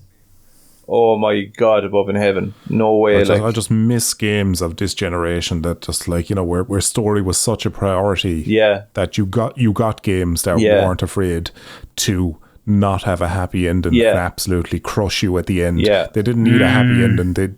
They set out to tell you a story, and sometimes it wasn't always pretty. Just talking about it now, like all the hairs on my arms are fucking standing up and everything, because it was just it's such a fucking fantastic ending. I love it so much. God, like, I mean, just such a powerhouse of an ending and a perfect conclusion to all of it. Just that killed me alone. Like the whole like idea of seeing a man cry, which you often hear women talking about, like it's probably the most horrific sight you can see when a man actually breaks. Yeah. But when you just see Big Boss, just somebody who's supposedly the greatest man on earth, and he's just standing over the grave and the tear rolling, and you're just like, oh my God, I can't. And my heart fucking broke. Breaks me heart, man. Cut to black. Yeah, that's my it. God. Like, this is up there with like some of the best writing ever. I don't care, and I will fight on my back for anyone who tries to argue against that. Like, this is just it's so good. Like, oh Christ! I mean, you know, 4 has its moments. Yeah. Yeah, playing it, I was very depressed. Yeah. 4 has its moments, but this doesn't have a dull moment. Oh no, I'm taking a mick. The most depressing moment of 4 was watching my face as I was playing through it. The most depressing moment was watching the heartbreak in my eyes. The most depressing moment was seeing the legacy that these 3 games had. It's non-canonical anyway, so and seeing it all getting pissed all over. That was insert image of like Hideo Kojima standing over the fucking trilogy of games with the Patriot in his hand, waiting to pull the trigger. And like there's a section of fans out there who see it as him trying to kind of make a point that because, you know, supposedly he got death threats and all that because they were doing a 4th one and he wanted to hand it off to his co-writer to direct it and helm it, and the whole thing was like, you know, he was trying to make a point of the whole thing is undergoing rapid aging because we keep coming back to this and it's going to get old and it's going to get shit and it's going to get this and it's going to get that, and it was him begrudgingly making it because everybody wanted him to make it, so he was intentionally making it shit. And I don't see that as a defense. If you're going to do it properly or don't do it at all. Like, these characters and this world means so much to people. It means so much to me. This was like the biggest deal to me when I was a kid, and in a lot of ways kind of still is. And I know that's sad. I'm a man in my mid-30s and I hold this still so fucking dear to me. But like as a creator, like yourself and myself, you know that excuse is horseshit because it doesn't matter what we make. If it's part of something we've made before, we're going to make it to the best of our ability. And just saying something like, I intentionally made it shit, is just a get out of jail free card in case people don't like it. Yeah, like, I mean, there was, now granted, you know, because my audience is a fraction of yours, like a fraction of yours. But even when I released the last episode of this, there was like a bit of pushback from a couple of lads who were kind of giving out on the very notion that I called these podcasts the last good ones. You had the defenders of 4 and the defenders of Kojima coming out of the woodwork. But like, you know, sycophancy. Yeah, I think through all the jigs and the reels of these podcasts, whatever their quality is, I don't know what metric you would use to try and assess how good or bad they are, whatever. But I think we've made a solid case why these characters, this world and this story has such a big deal to us. And to see it fumbled, and then when people come back at you with defenses like, oh, but it was meant to be bad. Like, how in the name of Christ is that acceptable to anybody? Yeah, no, it's not. It's like saying it's not supposed to make sense. And you're like, well, that's not good enough. Yeah. That's the equivalent to saying... That's nothing. That's the equivalent to somebody saying, believe in God because just have faith. Yeah, like... It's just like, no, that's not... anything. Like, that's a non-argument. Yeah, just do it right or don't do it at all. I mean, I get having some degree of resentment if it was a case of like, oh, I was getting death threats because, you know, I said I wasn't going to come back and do it. But then that all goes by the wayside because he went away and he did 4, which was supposed to be the conclusion to everything, and that was it. It was done now. But then he came back and he did 2 more. He did Peace Walker and he did 5. You're just full of shit. Somebody who's you're just full of such an egomaniacal person who slaps his name all over everything he makes. That's not a man worried about death threats. That's a man wishing more people would know about it. Not the slightest. Yeah, and something... It's evidence to the contrary. Yeah, look, maybe I'm gone so far down the road because I'm so embittered by the way things went after this point that I just can't see the wood from the trees, and I totally hold my hand up and say, I mean, look, that's definitely possible. But I like this series. I wouldn't say I'm on the same level of love as you, but I do care enough where it went that when I played 4, I was like woefully disappointed and just, you know, embittered and angry about like why he made these insane decisions. I'm just like completely baffled, and like to hear later on that people are trying to argue that actually it's brilliant because he sabotaged it on purpose. It's like, what? And yeah, what? And what? You're just applauding this? The man can do no wrong. He's just brilliant. It's absolute chalk and cheese. Like the quality of the writing and the storytelling in 1, 2, and 3 compared to what we were given, like in everything after this, but more so 4, more so than anything else. But because there was little to no story in 5, and Peace Walker was kind of just bare bones, and there was a bit of a story there, but like it doesn't have considerable depth. It's nice. It's a nice one. Yeah, it's not nearly as polished or it's nowhere near as bad as 4. It's just a nice little one to play. It's certainly the best of the sequels. Yeah. But it wasn't given the attention it probably deserved. Yeah, it's a fine game if you want to linger in this world a little longer, but it doesn't actually add anything of substance. Whatever you want to make of it from a gameplay perspective, and the gameplay perspective had to be bare bones because it was released on a handheld console. So, it's for very what rudimentary. it did for the limited thing, it was grand. It was enjoyable. Like, it was one of the better games on the PSP. Sure, yeah, but like PSP games, they were always kind of like diluted versions of. Well, it was like most portable games. Yeah, you're going to get a whole lot all there.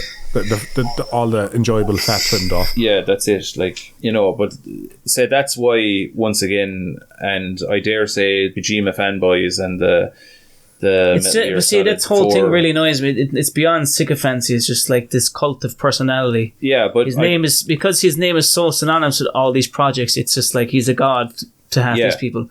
But I suspect by very virtue of naming this series of podcasts the last good one, the people who are all for Kojima and all for Metal Gear Solid 4 won't even listen to this. And fine. Whatever. No, they'll just come in and say their piece and leave, just to give out about the title. Yeah. They'll just. It upsets me, and I want you to know that. I'm not here to argue my point because I can't. Yeah. I just want you to know that you made me feel bad. Yeah. Wah. But look, in any case, we have done a job on covering Metal Gear Solid 4. We have done a job on covering Metal Gear Solid 3. Well, we'll done both. We'll get 4, don't worry. There's plenty of time for that. You could probably do like part 1 of 4 by just cutting out all the bits we've talked about over this 3-part. Oh, yeah. I'm going to need a bit of a break. I have an animation to finish before. Yeah, yes, there's still plenty to kind of do with the. I want to give 4 a proper kind of fair trial. I suppose probably worth mentioning as well for those of you who haven't noticed, if you just throw this on in the background and listen to it, there is a visual element that goes along with these. Yeah. Aye. Yeah. Just check it out. It's very nice. So, if you just have it on on the side or on the screen there, you can glance at it every now and again. Good old PJ will insert relevant cutscenes and what have you to what we're talking about. Yeah. Thumbs up now at this point. The odd frame of a Mickey here and there. Yeah. Give the podcast, if you made it this far, 2 seconds to hit that like button wouldn't go astray. And it does actually get PJ erect every time as well. Like it immediately goes flat, but then it'll spring right back up again. There's moments where it jumps up between placid and erect is barely kind of noticeable. So if you read, but there is inertia to it, so the head kind of flops a little bit with the speed it goes up. If you reach this far in the podcast, can we not end this series talking about my Mickey of all things? No, it's okay. I'm not using the vulgar words, so it's grand. Oh, I know, but I just for how much these 3 games mean to me, to get to the end of the last good one and to be talking verbal scutter is just a disservice to the game. And enough disservice. I think we did it. Enough plenty of service has been done. Just making sure that people have listened to the guts of 9 hours worth of podcasts. We'll at least give them a like. And if you've reached this far in the podcast, fair play. Leave a little comment down below. Say you're fairly grand. Hey, you're fairly grand. Yeah, that's what you do. If you got to the end of it, throw us a "you're fairly grand" in the comments. You're fairly grand. Quote Pistol Pat. Pistol Pat. Pistol Pat. Hey. I think we did a fantastic job anyway with the first 3. Yeah, that's happy day. That's been a long time in the making now. Jeez, I didn't think it would ever happen, but we got there. Aye. We got there. So look, I think that's a solid enough case made for why. Look, if you don't agree and you think the subsequent games are good, that's fine. That's fine as well. But insofar as at least the 3 of us are concerned, I think we've rambled long enough about why we think this is the last good one. And if you don't think so, great, fine. You're wrong. Fair play. Yeah. Get out. Whatever. Like. We say it's okay and it's fine and you're entitled to your own opinion, but we really mean you're objectively wrong, provably wrong. And nobody respects you. Yeah, that's it. But in any case, we Thanks will for all listening. be dead soon. So, in a world that nothing matters, does this matter? I leave that to you, dear listener. So, and I suppose with that, with that, I would like to say thank you for listening to the podcast. We greatly appreciate it. It's always great to have people listening and dropping all the comments and likes and so forth. So thank you for that. And we hope to eventually get on the foursome stage, but we'll do some prep work for that. So I would like to thank our special guest, Sergeant Ducky, for joining us. Well, thanks for having me, lads. Yes. Anytime, and of course, once again, a big shout out and a big thank you to our wonderful host, a man I love dearly with all my heart, PJ. Thanks, lad. So with that, I would like you to get your baggage. Get your bag and your baggage. And fuck off. Fuck off. You dirty whore. I've had enough kisses from you.